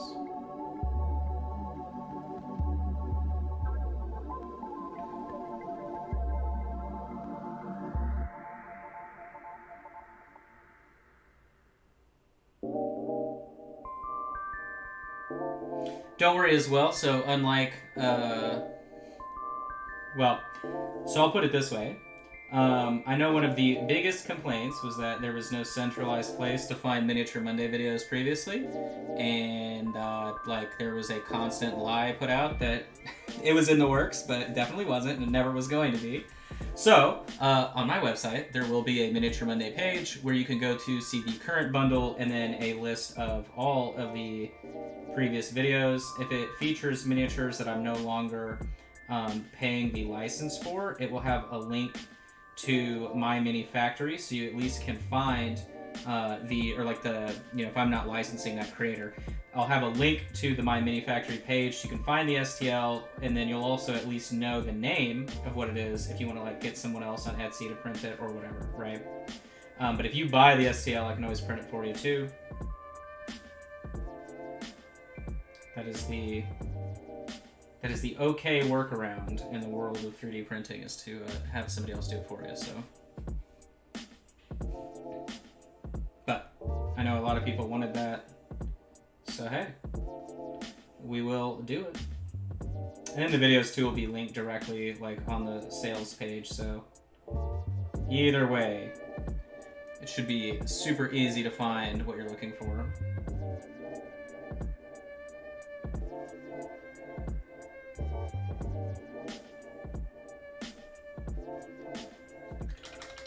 Okay. Got that. I'm actually pretty pleased with how it's all looking. So now we're just going to take our intense brown straight up. A little bit of water. I'm almost out of room on the palette. Look at that. Pretty full day of painting here.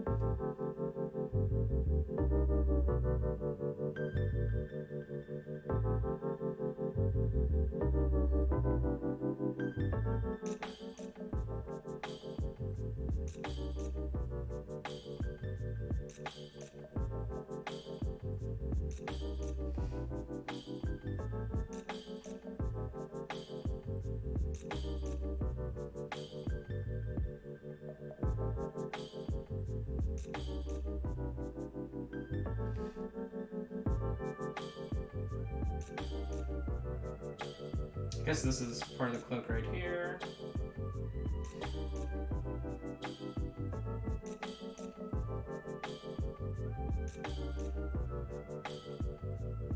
Now then, the structure here on the cape is pretty easy to highlight with.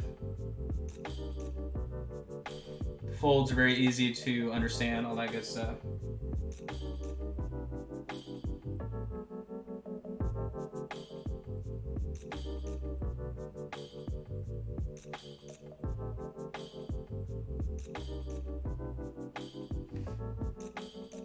Now then, my highlighting really isn't drastic currently. I don't know if it will be on the cloak either. I mean, it just depends.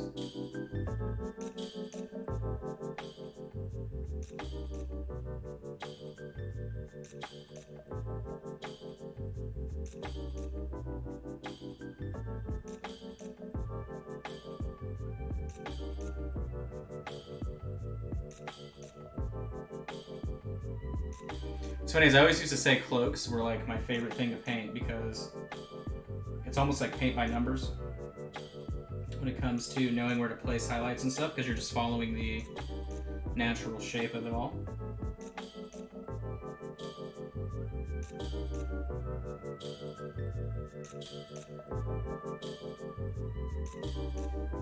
Now then, there is a reverse taper on this side, meaning the highlight's coming from the bottom up because of the convex fold that's happening on the cloak.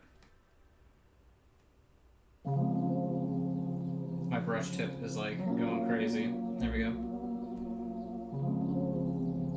And I'm paying more attention to like the curvature here currently. It's kind of like the hair, right? Like I was paying more attention in the hair with the light and volume rather than any shape that's happening. And again, too, this highlight isn't drastic really enough on camera yet to be super visible. But that's okay.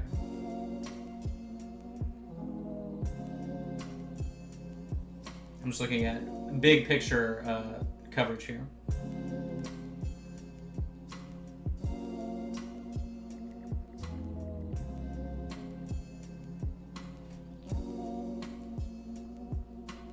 This does need to be dark towards the bottom, but I don't like that tone. So I'm going to take a darker color with auburn shadow. I'm just going to glaze it all down. There we go. The wash just sort of tea-stained there, so it wasn't really going to be nice to us.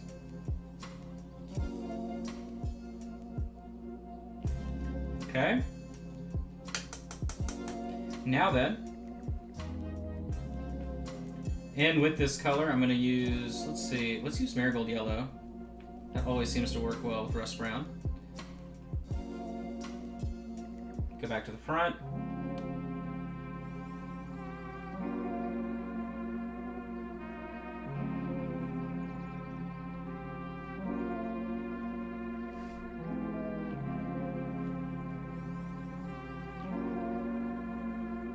What's funny is this reminds me a lot of my non-metallic metal gold recipe that I use. Only because I use similar colors, just in a separate order to get good results.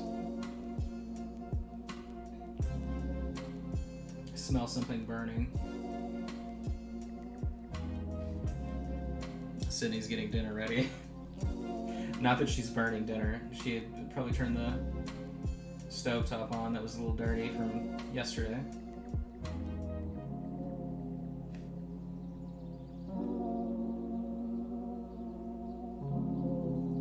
Man, that tortilla soup was so good though. Thinking back on it, like, yum yum yum. And I barely had enough too for 6 people. Normally I cook for 2, right? So it was kind of like, all right, let's hope this is enough.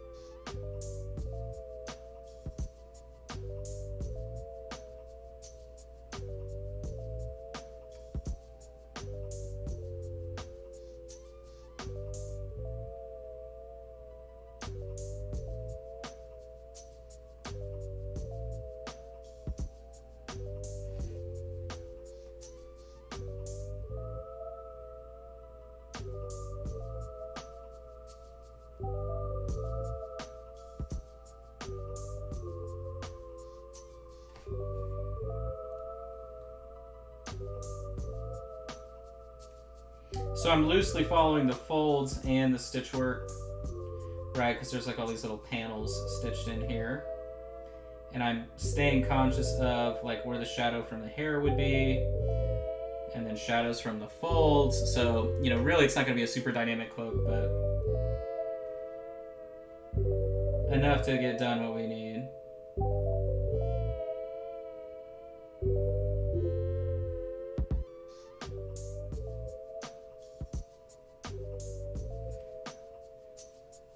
Side of the brush right here, just because it's such a flat edge.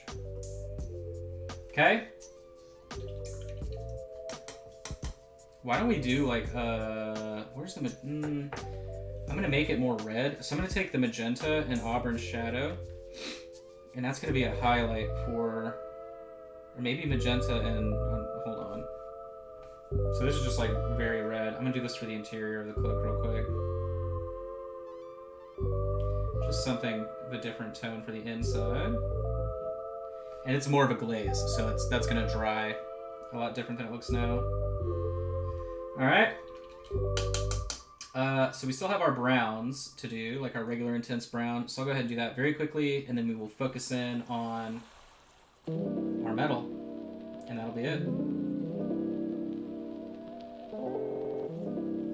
With the intense brown, I'm literally just doing very standard highlights. Like, I'm happy with the tone that it is, so all the shadow work, all that good stuff can stay. Whoop. It also helps that pretty much everything that we've done in that color is so much lower on the body, right, that we don't need the same contrast that we do on everything else higher up. Don't forget the split booty portion. He's like, split booty. Twitch, TOS. But not if you're in a hot tub. Cool. Belts, bags. Oh, potion bottles. We gotta figure that life out, huh? Well, I didn't want to go past 6, but we might go a little bit further.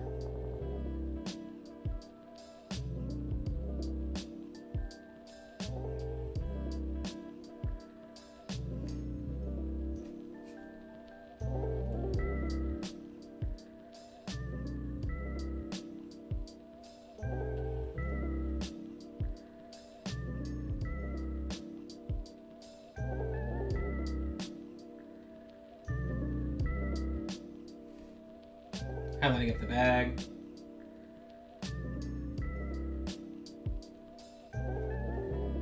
Cool. All right, so we have our very blue bright metals here. And it looks like my silver is shot. It's separated on palette. So I'm just gonna grab a new palette sheet. So be right back as I soak my parchment paper in hot water for 5 minutes. Just kidding. Just kidding, that's not a thing. All right, new palette sheet, ready to go. Just gotta make sure she didn't curl on us, and she's good. All right, new silver. I just wanted really bright weapons. I mean, if you don't want super bright weapons on yours, you can obviously do something else. But I figured, hey, it's a cool idea, cool effect. We're gonna go back and glaze in shadows too where needed. So all of my metal can be super thin as we're doing this.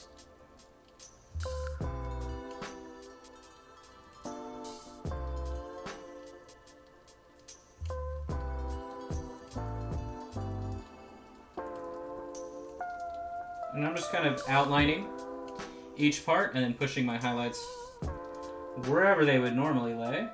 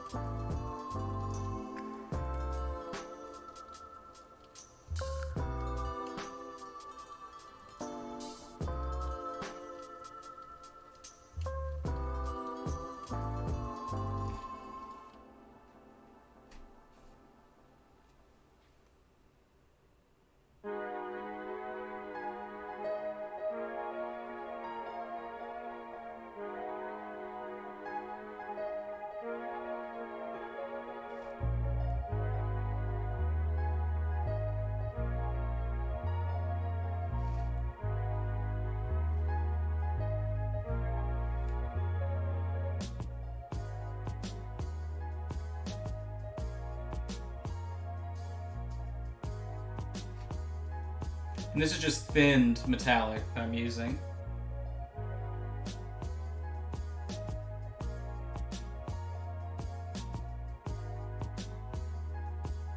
I've heard a lot of people always be intimidated about thinning their paint, or just like straight up advise against it. Like I've seen painters say don't thin metallics, but what's the problem, right? Like, I don't know. I've also heard people say don't use thin metallics or like metals on a wet palette, and that's exactly what we're doing here too, so always keep an open mind.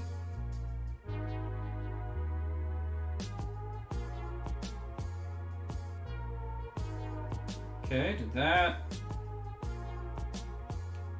Top of the shin piece.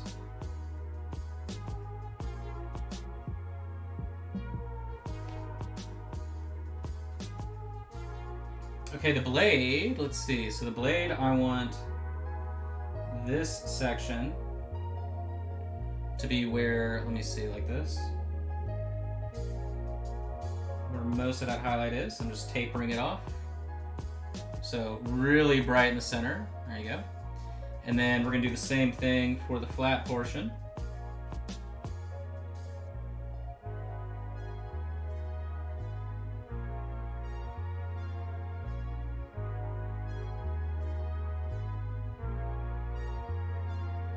Like so.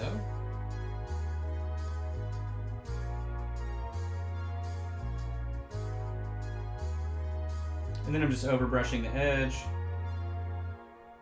Get a nice clean edge on it. That is super, super shiny. I didn't know if I wanted to go that shiny, but we'll keep it for now. The back side, I really don't care, right? I mean, who's gonna see it? But we'll do the base of the sword going up. And then the underside, you know, that is all in shadow, but we'll do the handle portion. Shout out to a sculptor that sculpts a shield with like a real handle, right? And not just like straps. What's funny is so many miniatures, right, just have like a strap on a shield, and it's no matter how big it is, right? So I mean, I know we're supposed to assume that like fantasy characters are super strong or whatever all the time, but like there is a level of unbelievable practicalness that just doesn't add up whenever you see that stuff. I guess we'll do a little bit here. So I'm going to apply some sort of like down here on this bottom edge. And then I'm just going to take a brush with nothing on it, sort of like a rotating pattern here, stipple it in, taper it out. Like I said, we're going to go back in next, immediately, right now. So I'm going to take that auburn shadow color, because it'll work just fine for what we're doing. Just like that. Make a glaze. So 1 part paint, 3 part water. It's pretty much right, like a wash consistency. You just don't want the full power on your brush.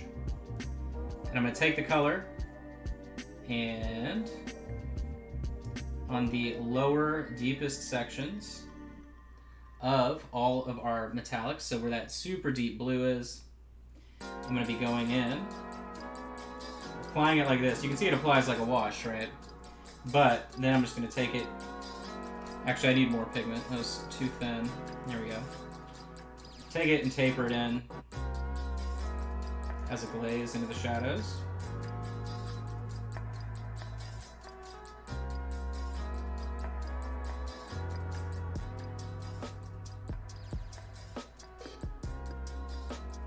Helps section things out, but you can see the effect that it gets, right? It really plays like a real shadow there.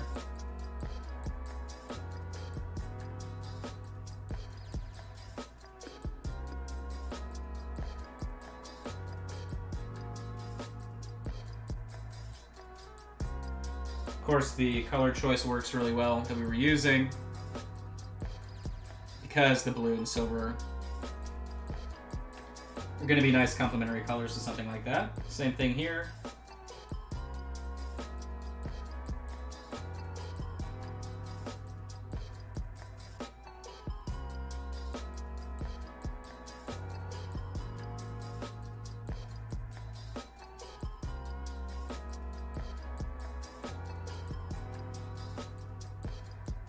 And I'm just loosely glazing it into the shadows and sort of these darker areas. What it does too, so like the clear pigment doesn't matte your silvers as much, but a color like this will. So you'll notice as you apply it, right, like you can go very, very thin and it has a very, very nice effect.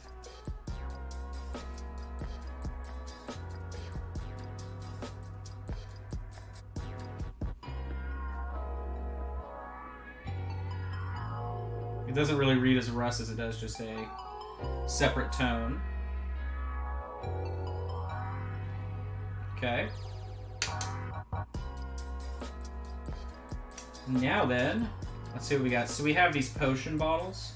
So I'm just going to grab a white. I'm just going to literally outline the little sections here, like little boxes. Alternatively, if you have a smaller one, what you can do is you can take it, paint them white, and then just do a wash of whatever color you want the potions to be on top, and then just re-highlight with white and it'll look like glass. The top, of course, being a cork. The top of cork.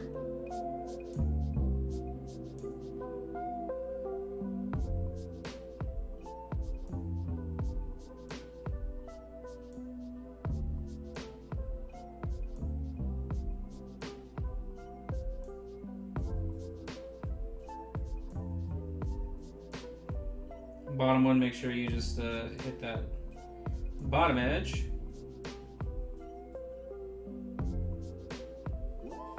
Alright, we got some potions, and we need to put something in them. So what about Phthalo Green? That'll look really cool.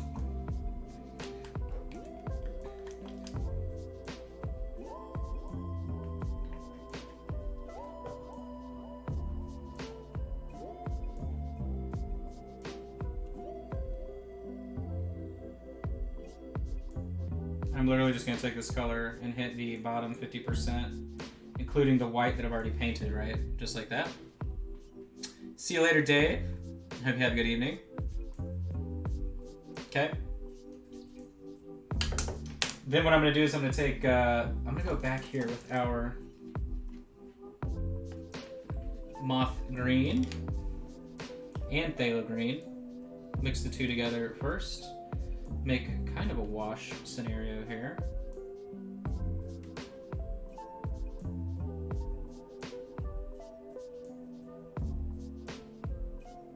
Tapered into our base like so. Kind of up and around where the mushrooms are. I'm gonna get more of the Moth Green where it's more concentrated. Put it up in there.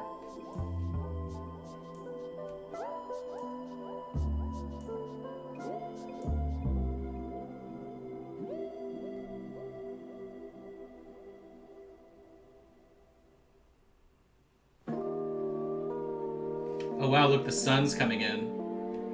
Wowee, I should close the window.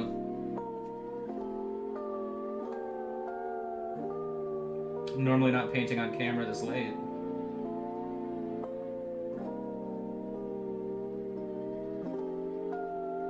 Okay, so we've got that tapered in. And then I'm going to take some of that Moth Green.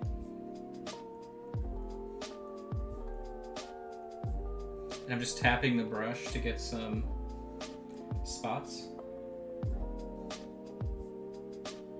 You could taper this in, or taper, sorry. You could stipple, but I kind of just like being able to quickly dot them in randomly.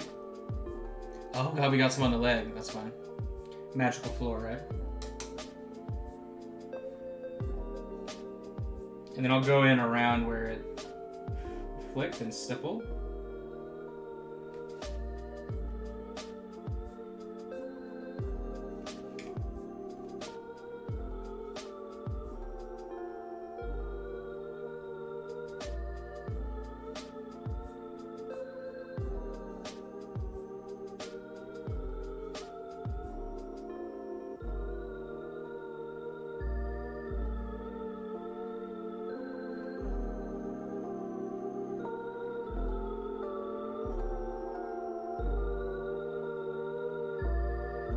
Essentially, you let the little splatters be like your base level for your randomized like moss. And you just stipple around it, that tapers it all out. Except, of course, on the leg, where we didn't want it. But we'll just do this. Bye-bye.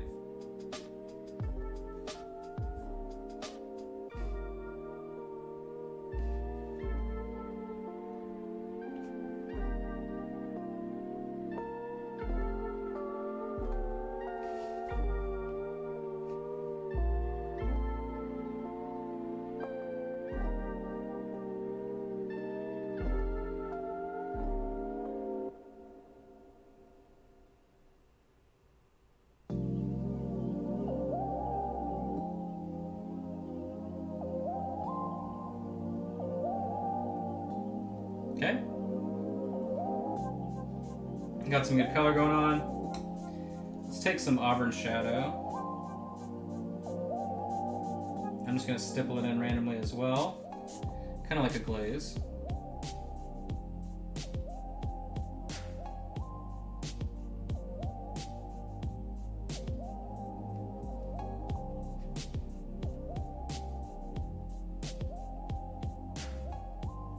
Of course, using the good brush like I should not be. Alright, and then now, let's see what we can do. Let's do... I'm going to take magenta in one final act of insanity.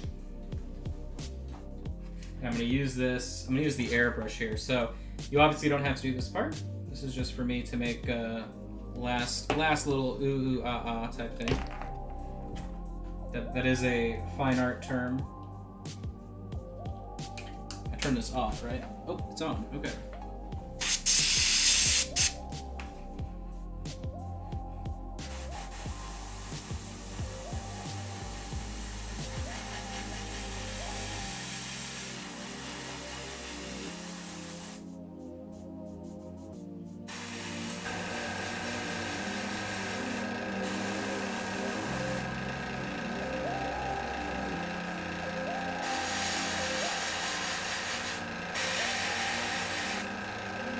Adding in some alternating tone here.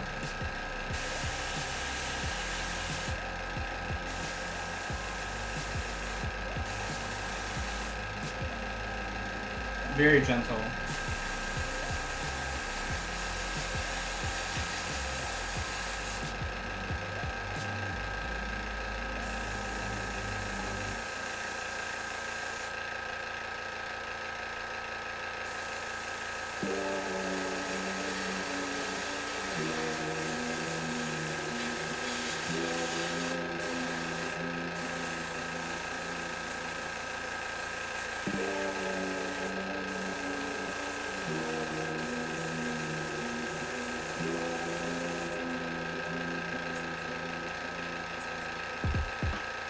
Okay, and then I really need, the one thing we don't have is like any kind of yellowish tone.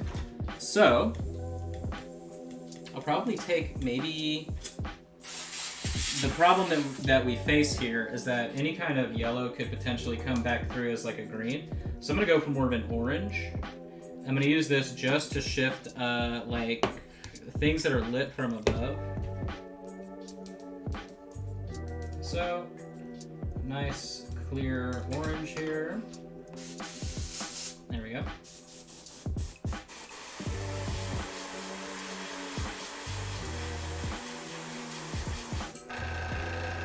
I want to do sort of like that middle back portion of the sword. Something like that. And then on the shield, I'm going to do like the back right hand corner.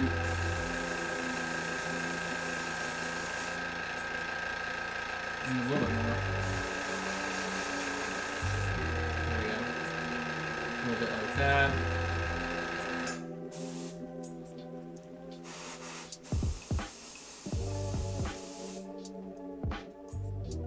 A little bit on this side of the hair where it sort of like clumps together in the back. Maybe top of that knee. on the base. I will go ahead and hit like underneath the leg, right in front of that foot.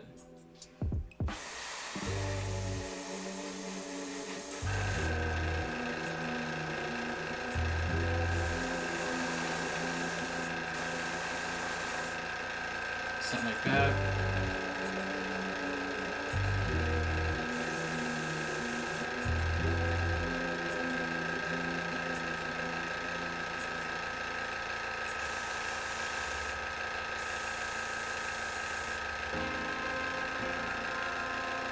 Alright, let's do a little bit. I don't want to risk it. Okay. I was like, let's do a little bit on the face. Nah, let's not do that. Alright, so. I do realize that we didn't do the handle to the blade at all, but I'm not like too mad about that. We'll do something like super fast. Alright, put some cleaner in there. Okay.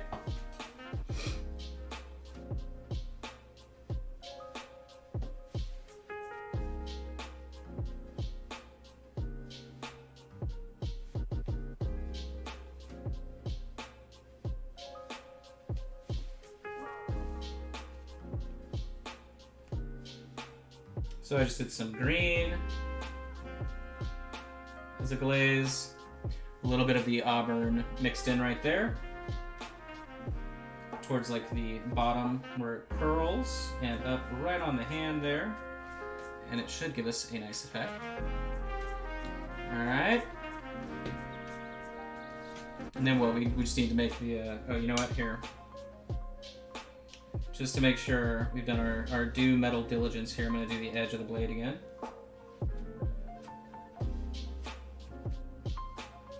After doing all of our tinting, you want to make sure you at least have sharp edges, right? Same for this side. There you go.